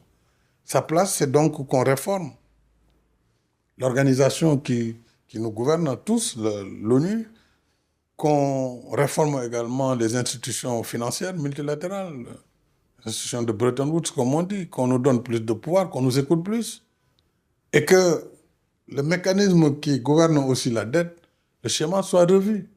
Parce que sinon, tous les pays ont besoin de dette. Quand l'Europe a été détruite après la guerre, il a fallu le plan Marshall. Il a fallu inventer des règles pour leur permettre de financer la reconstruction. La BERD a été créée, on a donné des prêts sur 50 ans, 100 ans. C'est comme ça qu'on reconstruit un pays. Vous ne pouvez pas, après 4 siècles d'esclavage, 1 siècle et demi de colonisation, les pays viennent à l'indépendance. On a essayé, c'est vrai, avec la coopération, de mettre des mécanismes, mais on n'a jamais bénéficié de concours de circonstances qui permettent de lever des ressources abondantes à bon marché et sur le long terme, de façon à bâtir le développement. C'est ça la question de fond. Ce n'est pas vraiment les querelles byzantines qui ont lieu en Afrique sur des choses tout à fait périphériques. Le combat, c'est que, quelle que soit notre volonté, si le mouvement d'ensemble, si le système ne prend pas en compte nos intérêts, on ne s'en sortira pas. D'ailleurs, on l'a vu pendant la Covid. Les grands pays qui ont toujours été les champions de l'orthodoxie financière, on a vu comment ils ont mis de côté tout de suite les critères de convergence sur le déficit. Déficit inférieur à 3%, ils ont tout de suite dégagé ça. Pour dire qu'on peut aller jusqu'à 7, 8, 9%. La Banque centrale européenne a racheté la dette des États. Ils ont mis des mécanismes. C'est normal parce qu'il y a une pandémie, il y a une situation de crise grave. Il fallait des mécanismes nouveaux. Le Fonds monétaire, j'ai salué son action à cette époque, pendant la Covid, a tout de suite réagi pour faire un tirage spécial de DTS de 650 milliards de dollars, mais sur lesquels, vous savez combien l'Afrique a? 33 milliards sur 650. Voilà notre poids pouvoir de décision. Et sur les 33, l'Afrique subsaharienne n'a que 23 milliards. Toute l'Afrique subsaharienne. Vous voyez donc. Et pourquoi? Parce qu'au moment de la création, on affecte les droits. Mais ça a été fait et nous avons développé vraiment une coopération très forte avec les pays du Nord, comme on dit, pour que leurs droits de tirage, dont ils n'ont pas besoin, parce qu'ils ont d'autres leviers, qu'ils les rétrocèdent aux pays qui en ont besoin, justement pour financer la réponse Covid, pour financer la fabrication de médecins, de vaccins, pour financer le développement économique, etc. Il y a eu des efforts, on en était presque à moins de 100 milliards, presque 100 milliards, mais ça prend du temps. Et donc, ces droits de tirage spéciaux, cette réallocation a montré aussi qu'on peut, par la solidarité internationale, la coopération, faire avancer les choses. Mais c'est très lent. Donc nous disons qu'il faut réformer l'architecture financière internationale. Ça, c'est un combat que nous devons poursuivre. Nous, en tant qu'Afrique unie, Union africaine, l'Union africaine doit prendre le débat de la dette entre ses mains. Parce que chaque pays, nous ne pesons pas grand-chose. Ils sont très petits, territorialement parlant. Population très petite, à part quelques grands pays de l'Afrique, où vous avez le Nigeria, l'Éthiopie, la RDC et l'Égypte. Le reste, voilà. Vous avez quelques pays comme la Tanzanie, 80 millions. Après, voilà. Mais après, vous avez peut-être une vingtaine de pays qui n'ont même pas 10 millions ou 15 millions. Ça ne pèse pas. Mais ensemble, on est comme la Chine ou l'Inde. Et on pèse. Donc, c'est cette prise de conscience qu'on doit avoir en Afrique. Et la jeunesse africaine doit aussi prendre conscience que son rôle, c'est aussi de se battre sur son territoire, sur son continent pour se réaliser. Mais ce n'est certainement pas de passer son temps à se divertir dans TikTok, à se professionnaliser comme des insulteurs professionnels. Ce n'est pas comme ça qu'on va compter demain. Demain, c'est l'IA qui va gouverner le monde, l'intelligence artificielle. Si nous ne formons pas notre jeunesse dans ces technologies, alors que nous allons être 2,5 milliards d'habitants dans 25 ans, 2,5 milliards, ça veut dire un être humain sur 4 sur cette planète sera africain. Alors, il faut qu'on pense à ces sujets-là. Sujet sur l'éducation, quel nouveau paradigme pour l'éducation, sur la formation, sur l'industrialisation du continent. Mais l'industrialisation suppose l'électrification, l'électricité en abondance. Et pour ça, il faut sortir des micro-États, faire des réseaux régionaux comme on l'a commencé. En Afrique de l'Ouest, on a le West African Power Pool qui va du Nigeria jusqu'au Sénégal. Un réseau africain d'électrification où chaque pays qui produit peut injecter sur le réseau. Ceux qui ne produisent pas peuvent acheter. Il y a un mécanisme de dispatching, donc une bourse. Et ça se fait en Afrique centrale, en Afrique de l'Est, en Afrique australe. Mais il faut des projets majeurs comme les barrages Inga 3, etc. Donc, je pense que vraiment, les grands sujets pour notre continent, ce sont ces sujets-là. Malheureusement, le terrorisme ne nous donne pas assez de temps. L'instabilité non plus. Et nous sommes toujours dans l'éternel recommencement, les combats pour l'accès au pouvoir, les combats pour le maintien au pouvoir, les combats pour... voilà, on est dans ces combats, ce qui fait que les véritables combats pour le développement, ils deviennent secondaires. Donc il faut des voies pour continuer à insister sur ces aspects. Monsieur le Président, justement, dans ces vrais combats, vous avez parlé de la dette. Et je m'intéresse pas beaucoup à la finance, mais dans votre livre, j'ai compris le piège de la dette africaine, qui est totalement injuste. Et dans ce livre, vous avez cité le Big Three, les 3 grosses compagnies, et vous avez extrêmement bien expliqué le piège dans lequel on tombe et l'injustice dans laquelle on tombe.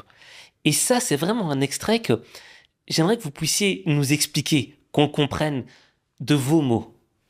C'est ça. Vous savez, le système international est organisé en matière de dette par les lois du marché des capitaux. Et ce marché est dominé par les États-Unis. Naturellement, ils ont été les plus grands capitalistes.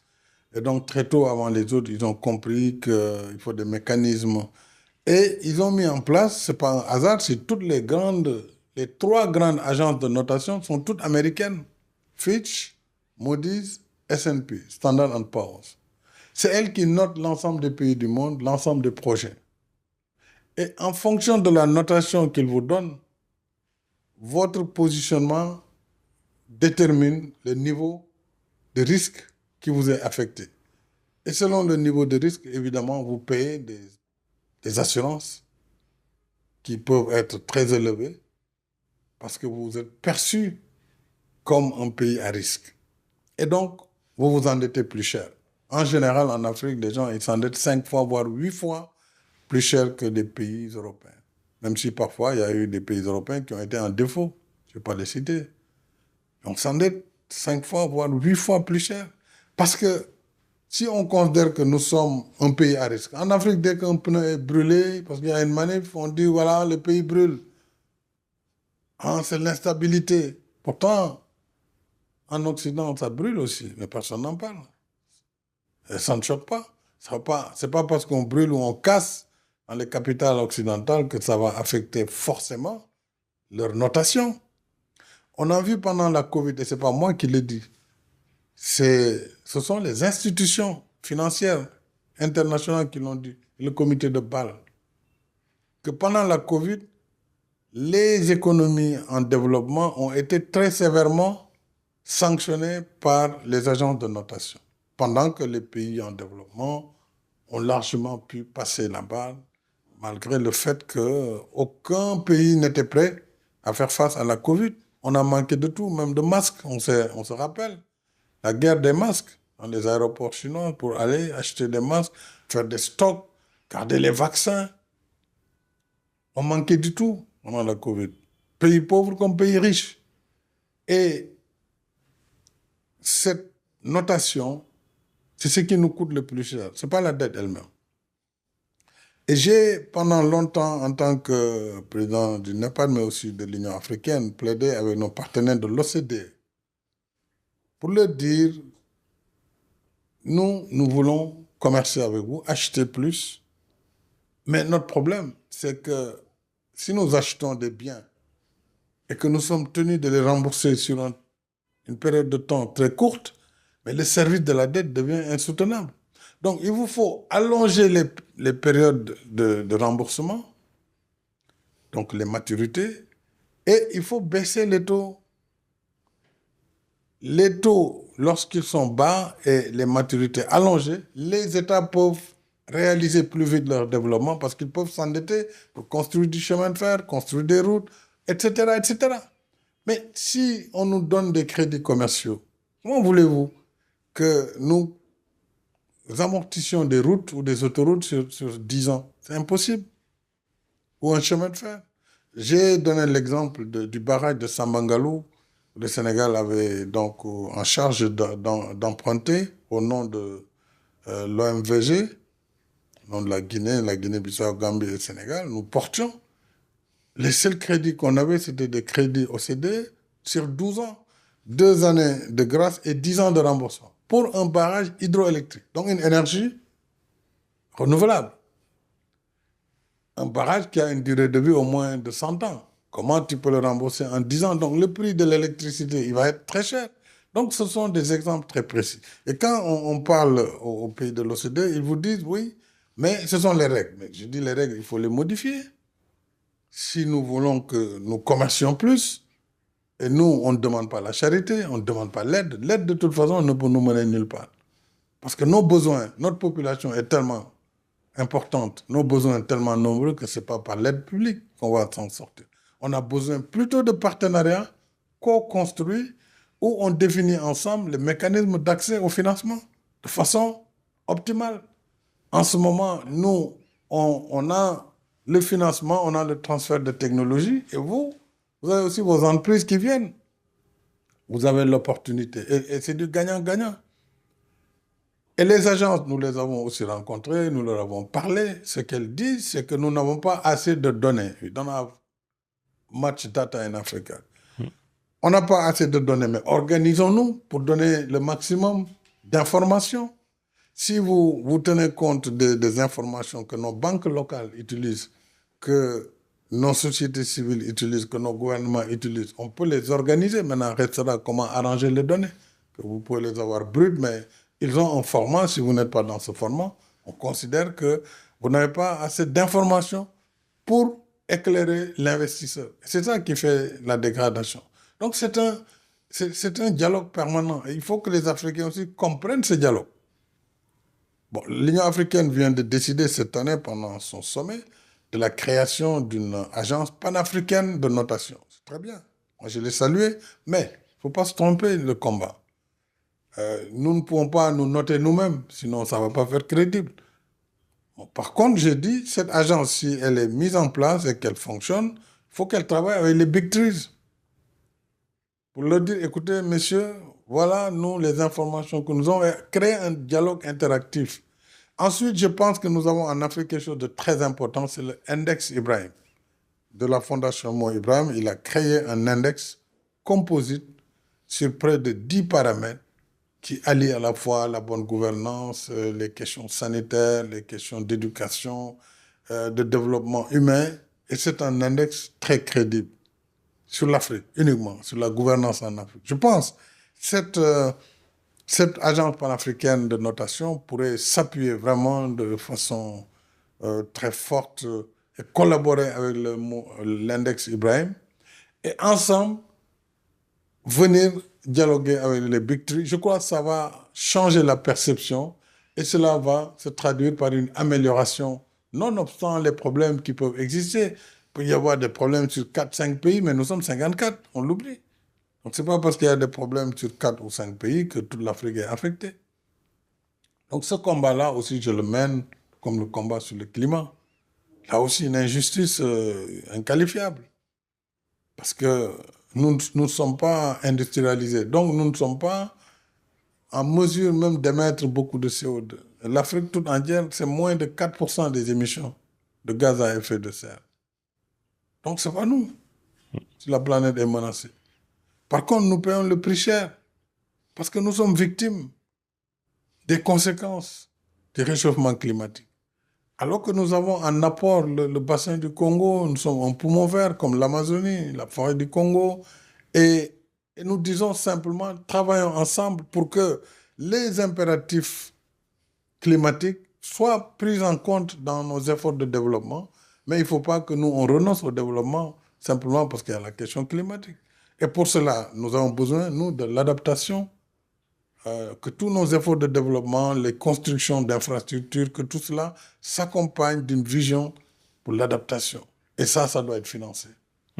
Voilà. Et donc, c'est pourquoi nous avons lancé à travers le Centre mondial pour l'adaptation que j'ai l'honneur de diriger, auprès du secrétaire général Ban Ki-moon, le programme Accélération de l'adaptation en Afrique 2.0 qu'on va lancer à la COP du Brésil au mois de novembre 2025 et engager encore les pays en développement à respecter leur engagement depuis Glasgow et à accompagner. Ce n'est pas de la charité qu'on demande, c'est juste que nous devons éviter que les pays africains, les pays en développement de façon générale, empruntent la même voie que les pays industrialisés, ce qui a pour conséquence d'amenuiser et de mettre en péril la couche d'ozone, et nous allons tous payer les conséquences. Monsieur le Président, vous avez fait un tour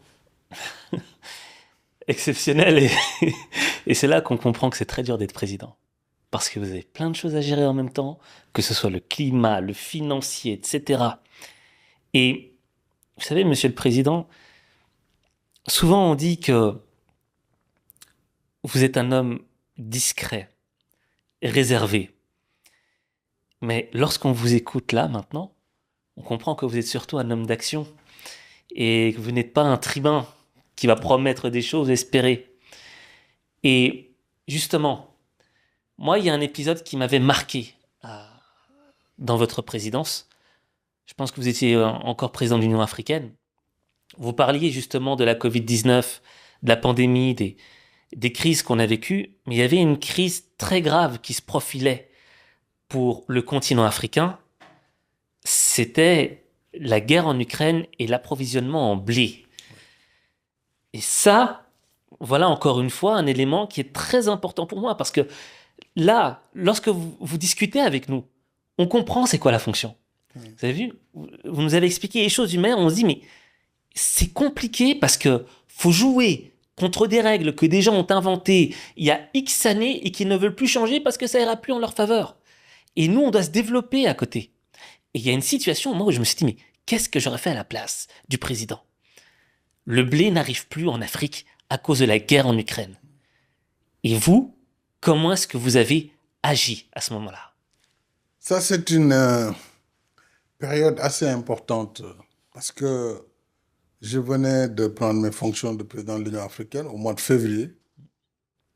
Et en fin février, début mars, nous avons tenu un sommet Union africaine, Union européenne. Et 4 jours après ce sommet, la guerre a démarré en Ukraine, avec son lot d'inflation automatique sur les marchés, puisque les deux principaux pourvoyeurs de blé, qui sont la Russie et l'Ukraine, étaient en conflit. Le prix du blé a été presque multiplié par 3. Le prix des engrais par 4. Alors moi, je me suis dit, nous, Africains, on est loin du théâtre, mais nous sommes des victimes, comme d'habitude, collatérales. Et nous ne pouvons pas rester les bras croisés. Moi, j'ai demandé à l'ambassadeur de Russie à Dakar d'appeler Moscou pour dire au président Poutine, j'aimerais lui parler au téléphone. Il m'a rappelé 2 jours après pour dire, le président Poutine est prêt à vous prendre tel jour. Au téléphone, on a fait une discussion, presque 30 minutes. Je dis, Monsieur le Président, moi je vous appelle au nom de l'Afrique, parce que je suis président de l'Union africaine. Je pense que cette crise, elle est grave pour nous.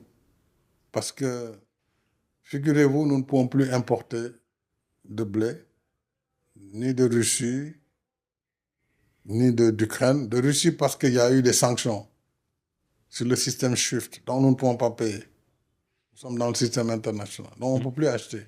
Et les prix du blé ont explosé. Les prix des engrais. Le blé aussi, une partie, beaucoup d'Africains achetaient en Ukraine. Donc vraiment, je souhaite que nous trouvions une solution. Et nous souhaitons aussi un cessez-le-feu. C'était à peu près moins d'1 mois après le début des hostilités. Il m'a expliqué ce qui se passait, pourquoi l'opération spéciale, il l'appelait encore ainsi. Et puis, en me disant, il serait très attentif à tout ce que l'Union africaine voulait, parce que la Russie ne fera rien qui puisse contrarier l'Union africaine, etc., etc. Je lui dis, d'accord, mais moi, en tout cas, on va essayer de voir comment agir. Et même moi, je suis prêt à venir, et en Russie, et en Ukraine. Et l'Afrique, pour une fois, veut se positionner comme apporteur de paix. Il dit, il est ouvert. Il est ouvert à ça. Nous étions en mars, fin mars, début avril. Et donc, finalement, j'ai aussi parlé à nos partenaires de l'Union européenne et de l'Ouest. Évidemment, les votes se suivaient à l'ONU. Tantôt, c'était il faut exclure la Russie du comité des droits de l'homme. Tantôt, c'était d'autres sanctions. Bon, selon les cas, nous avions réagi en fonction. Et puis, au mois de juin, au mois de mai, le président Poutine m'a dit qu'il était prêt à me recevoir. Donc, j'ai informé nos partenaires que moi, je partais en Russie pour négocier d'abord la libération du blé pour l'Ukraine. Et aussi, je souhaitais qu'eux, ils fassent des efforts sur le système de paiement en ce qui concerne les céréales et les engrais. Ils m'ont invité lors d'un sommet du Conseil européen pour dire qu'ils n'ont pas fait de sanctions sur les céréales, encore moins sur les engrais. Bon, mais j'ai dit oui, vous n'avez pas fait de sanctions, mais on ne peut pas payer. Donc le problème il reste le même. Donc, on a dit on s'engage à travailler ensemble, le président Macron et l'Union européenne.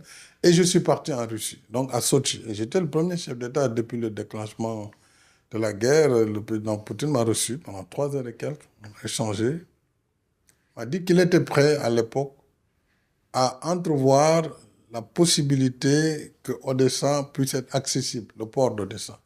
Mais que c'était l'autre partie qui avait mis des mines, etc., etc., mais que la Russie n'était pas opposée, elle contrôlerait toutefois tout bateau qui rentre et qui sort, etc. D'ailleurs, c'est le jour où il m'a dit que l'entrée de la Suède et de la Finlande à l'OTAN ne gênait pas la Russie. J'étais surpris. J'ai dit, mais pourtant, vous refusez pour l'Ukraine. Il dit, oui, mais l'Ukraine, c'est autre chose. Il me montre la carte et toute l'histoire du territoire ukrainien. Bref, ça a été une visite très importante.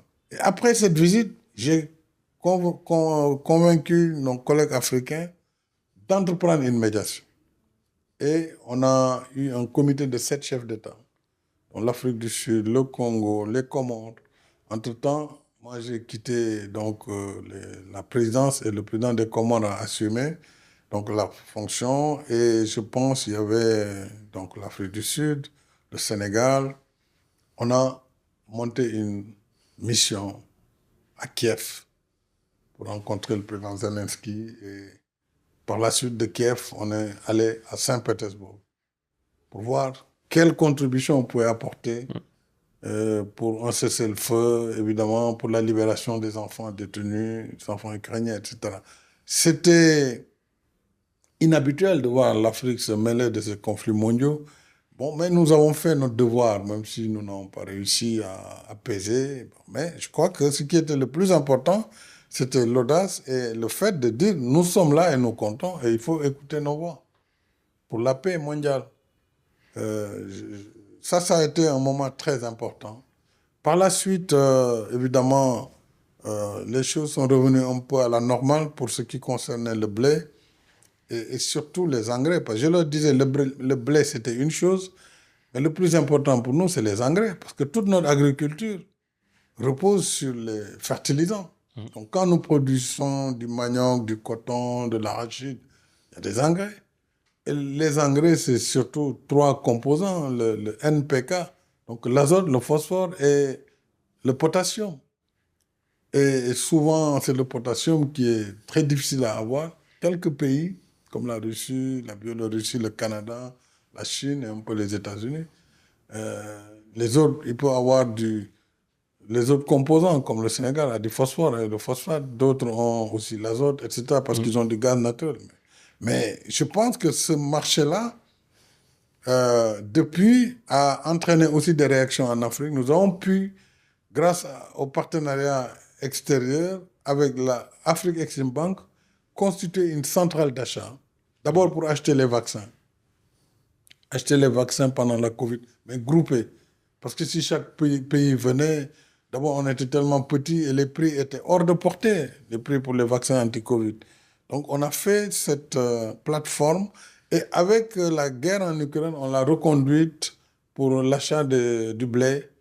Et aujourd'hui, d'ailleurs, beaucoup de pays sont devenus presque autosuffisants. Quand je vois les progrès que l'Éthiopie a fait ou l'Égypte sur le blé, voilà les progrès que le Sénégal a fait sur le vaccin, le Rwanda, l'Algérie, le Maroc et l'Afrique du Sud, à quelque chose malheureux bon. Donc des crises naissent des opportunités nouvelles.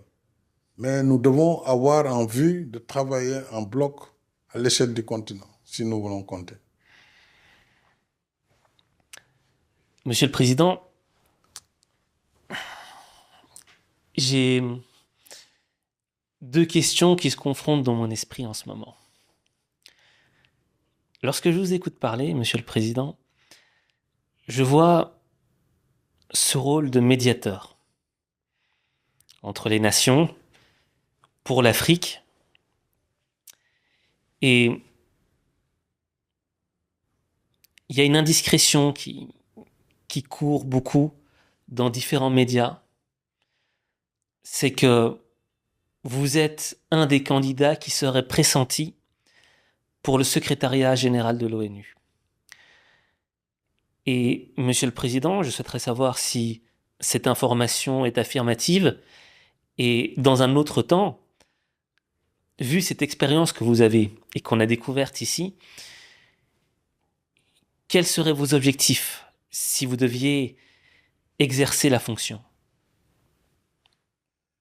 Alors, je vous remercie. C'est un sujet qui est sur la table depuis quelque temps. Il y a, il est vrai, beaucoup de personnes, beaucoup d'organisations même, ou de pays qui pensent que je devrais pouvoir candidater Mm. pour le poste de secrétaire général de l'ONU après le secrétaire général Guterres. Euh, je pense que mon expérience personnelle, qui est partie du local au régional puis au global, devrait pouvoir me permettre, avec tout le cheminement que j'ai fait, d'aider à bâtir une organisation nouvelle, refondée, à la lumière des difficultés que l'ONU a aujourd'hui, c'est objectif, pour que les blocs qui s'affrontent, bloc de l'Ouest contre BRICS, BRICS plus, Sud global, puissent se parler. Parce que nous avons besoin de l'Organisation des Nations Unies, plus que jamais. Les crises sont là, multiformes, plus complexes. La crise du terrorisme international, la crise de la Palestine, la crise de l'Ukraine, le Soudan, ça n'arrête pas, la Libye. Nous avons besoin d'une organisation crédible qui puisse parler à tous pour éviter justement cette fragmentation qui est en voie de se passer. Je pense avoir les capacités de pouvoir parler aux uns et aux autres, vu ce parcours, mais je ne pourrais envisager de candidature que dans l'hypothèse où, évidemment, cela serait une volonté des pays qui le souhaitent, des pays membres, mais surtout des pays membres du Conseil de sécurité, en particulier les membres permanents, l'Afrique aussi, mon pays, le Sénégal, l'Afrique, le monde islamique auquel j'appartiens. Donc, c'est autant de sphères et de cercles concentriques qu'il faut pouvoir mettre ensemble et en harmonie. Mais je crois que l'organisation a besoin de réformes en son sein.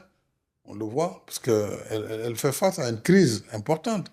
Puisque les États-Unis, eux seuls, ils pèsent 25% du budget. Ils doivent être allégés. On peut comprendre le souci de l'administration américaine. Et il faut diversifier donc les ressources de l'organisation, mais il faut la réformer aussi de façon à la rendre pérenne, mais surtout que tout le monde comprenne que nous ne pouvons pas nous passer du multilatéralisme sans lequel on rentre dans une jungle où c'est la loi du plus fort. Et ça, si on le fait, le monde va s'écrouler. Parce qu'aujourd'hui, les armements sont tels qu'on va détruire la planète et nous allons périr tous. Il faut plus que jamais bâtir cela. Évidemment, je ne suis pas encore candidat, mais je ne l'écarte pas si les gens estiment que je peux apporter modestement ma contribution pour redorer le blason de l'ONU et faire en sorte que vraiment on remette l'ONU au centre de toutes ces crises mondiales. Ce serait marquant parce que on a eu des Africains comme secrétaire général de l'ONU, mais anglophones. Boutros Ghali, c'est l'Égypte, c'est beaucoup plus anglophone. Kofi Annan, c'était le Ghana, je pense, beaucoup plus anglophone. Donc là, c'est vrai que ce serait l'Afrique francophone qui serait représentée avec une expérience assez unique. Et Monsieur le Président, vous voyez, là, je pense que si je me mets à la place du téléspectateur, je prends conscience des qualités à la fois intellectuelles qu'il faut avoir pour avoir votre position, parce que vous nous avez fait une démonstration sur différents niveaux. Les qualités humaines, la résilience, ne pas se laisser aller par la démotivation lorsque tout semble perdu. Et aujourd'hui, Monsieur le Président, moi, la question que je me pose, c'est quoi la vie d'un homme qui a eu ces fonctions-là, qui a parlé avec les plus grands de ce monde, qui a participé à l'histoire du monde? Comment est-ce que, lorsque l'on quitte ce monde-là, comment est-ce qu'on arrive à revenir dans notre monde à nous, le monde du citoyen? Vous l'avez déjà vécu lorsque vous étiez Premier ministre du Sénégal, mais là, c'est une toute autre dimension. L'échelle est beaucoup plus élevée. Est-ce que vous pourriez nous dire, c'est quoi Comment s'est passée cette transition?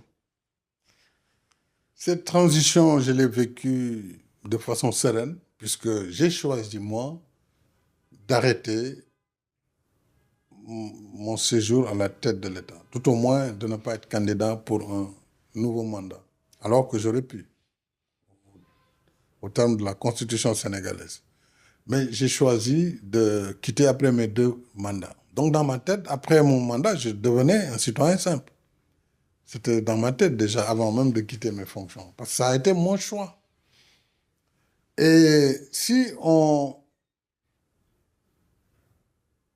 est conscient que ces positions éminentes, elles le sont pendant un moment, pas pour l'éternité, on doit pouvoir assurer la transition sans difficulté.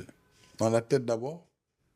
Et aussi, on doit pouvoir, après le service public, retrouver la vie normale d'un citoyen. Évidemment, c'est beaucoup plus simple. On n'a plus le faste du pouvoir. Parce que le pouvoir, c'est beaucoup de faste. C'est comme disait Feu Hassan II, Dieu l'a que au paradis. Le pouvoir, c'est les grimaces. Et les grimaces, c'est un peu tout ce fond, tous ces feux, tous ces gyrophares, toutes ces sirènes hurlantes, etc. Et donc, il faut pouvoir aller au-delà de ça et revenir à la dimension normale. Moi, cette année-là, par exemple, quand j'ai quitté en avril 2024 le pouvoir, j'ai utilisé l'année 2025, une partie de 2024 et 2025, à beaucoup travailler sur les questions climatiques, en même temps à écrire cet ouvrage. Parce que j'ai dit, si je ne prends pas cette fenêtre de temps, je ne le ferai pas. Même à me remettre au Coran, pour essayer de lire.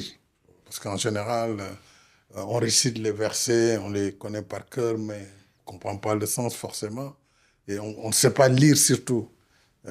Donc, je me suis mis aussi à lire l'arabe, le Coran, à faire ça, à rester connecté à mon parti aussi. J'essaie d'accompagner comme je le peux et d'avoir une activité intellectuelle intense. Et donc, ça m'occupe beaucoup. Et ça me fait aussi beaucoup de déplacements. Donc, je m'occupe, hein, je ne me sens pas, je ne me sens pas du tout seul dans cette période-là. Mais c'est différent de l'exercice du pouvoir, parce que là, c'est la tension permanente. On est au front tout le temps, dans les yeux rivés sur le guidon, donc on n'a pas le temps du recul. Donc, il fallait faire du répit. Et depuis 25 ans, je suis au sommet de l'État. Donc, finalement, c'était une bonne chose d'avoir du recul et de voir le monde autrement et d'envisager l'avenir autrement. Et, Monsieur le Président, je vous ai posé beaucoup de questions. Ah oui, beaucoup, hein. Là, c'est sûr. Mais on a fait le tour et c'était important pour moi de comprendre. Mais là, aujourd'hui, il y a beaucoup de Sénégalais qui nous regardent. Là, aujourd'hui, il y a des Africains qui nous regardent. Il y a des diasporas qui nous regardent. Il y a le monde qui nous regarde. Et comme vous l'avez dit, dans 25 ans, un humain sur 4 sera africain. Absolument. Donc, il y a quelque chose à préparer derrière.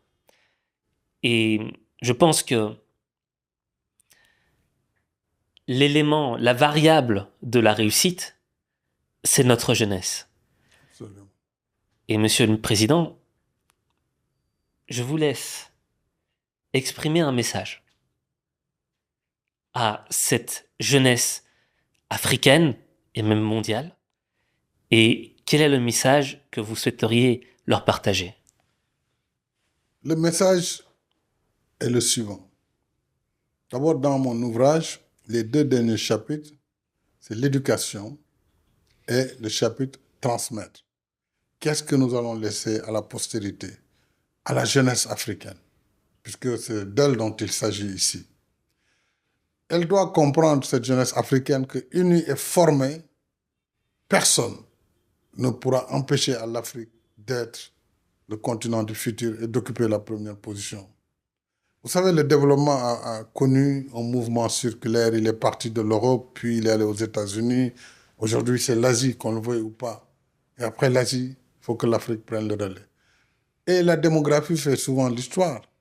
Aujourd'hui, l'Afrique, comme on l'a dit, dans 25 ans, c'est le temps d'une génération. Il faudra 2 milliards 500 millions d'habitants. Cette jeunesse a besoin d'être formée, mais formée dans ce qui fait le monde, le savoir, l'intelligence artificielle, les technologies de l'information et de la communication. Il faut que notre système éducatif change de paradigme pour que cette jeunesse dynamique et volontariste puisse compter dans le futur du monde. Et pour ça, l'éducation doit changer de forme, promouvoir ce qu'on a appelé les STEMs, les sciences, la technologie, l'ingénierie et les mathématiques.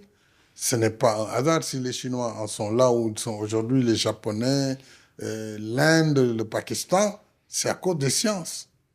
Donc, il faut que l'enseignement des sciences, des mathématiques, de la technologie soit le cœur du modèle d'enseignement en Afrique. Ça ne veut pas dire que le reste n'est pas important, loin s'en faut.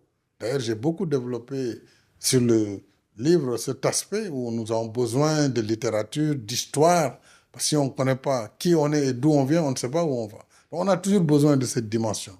Mais nous devons replacer cette jeunesse dans cette perspective pour que sur ce quart de la population que nous aurons en 2050, qu'on soit le pourvoyeur de connaissances, de savoir pour le monde. Aujourd'hui, vous allez aux États-Unis, dans les fintech, vous allez à Vegas, vous allez dans toutes les places de technologie, c'est les Indiens. Parce qu'ils l'ont étudié. C'est les Chinois. Il faut que demain, les Africains soient non seulement au croisé pour la culture et la mode, le cinéma. J'en ai beaucoup parlé aussi. La couture. Qu'on soit sur le plan culturel, sur le plan sportif. Vraiment la source. Mais il faut également que dans le savoir, dans l'intelligence artificielle, dans les satellites, que les Africains soient parmi les meilleurs. Moi, en tout cas, c'est le vœu que je forme pour cette génération d'Africains et celle à venir. Je pense que si les États font ce qu'il faut dans ce sens, l'Afrique sera au rendez-vous à sa place réelle. Monsieur le Président, je vous remercie pour cet entretien. Je vous remercie de nous avoir parlé à cœur ouvert, de nous avoir enseigné des choses. Et la fin de votre discours me fait penser à un élément. L'équipe de football sénégalaise lors de la Coupe du Monde 2002, cette équipe sur qui personne n'aurait parié un seul euro, et qui pourtant avait ébloui le monde. Lors de cette Coupe du Monde, tout le monde était sénégalais, quoi qu'il arrive. Absolument. Mais on se rappelle très bien qu'en France, tout le monde, les Français eux-mêmes, anciens pays colonisateurs, avaient de l'amour et se voyaient comme sénégalais. Tout le monde se voyait comme sénégalais. Et il y avait un mot d'ordre. Dembédier. Ouais. Dembédier. Aller jusqu'au bout. Ouais. Et à travers votre discours, Monsieur le Président, je me permets de souligner cet aspect Dembédier, mais pas seulement dans le football, mais dans tous les champs dans lesquels l'Africain peut être champion. Et à travers cet entretien que nous avons eu avec vous, Monsieur le Président, eh bien, tout d'abord, je pense que là, on est tous un peu plus motivés. Il y a quelque chose. Et je rappelle aussi aux téléspectateurs votre ouvrage, que je tiens ici dans les mains. L'Afrique au cœur. J'ai eu l'honneur de le lire un petit peu avant tout le monde. Et que vous dire? Moi, ce que j'ai ressenti, c'est de l'intelligence. Et je vous l'ai dit au début, c'est un voyage. Mais vous comprenez un petit peu c'est quoi les problématiques du monde. Monsieur le Président l'a dit. Aujourd'hui, on perd notre temps à être des TikTokers, on passe notre temps à scroller, on perd notre temps à faire des choses qui sont inutiles et qui ne nous aident pas à avancer. Or, vous, Monsieur le Président, l'avez dit, le savoir. Le savoir, c'est ça qui va faire de nous des champions. Et ce livre est un concentré de savoir et d'expérience, non pas seulement au cœur de l'Afrique, mais au cœur du monde présent dans lequel on vit aujourd'hui et du monde de demain pour lequel nous devrons être préparés. l'Afrique au cœur de son Excellence, le président du Sénégal, Macky Sall. Monsieur le Président, je vous remercie. Merci beaucoup, Aziz. Nyofar, une autre expression sénégalaise. Nous sommes ensemble. Dembédier. Dembédier. Merci. Merci beaucoup.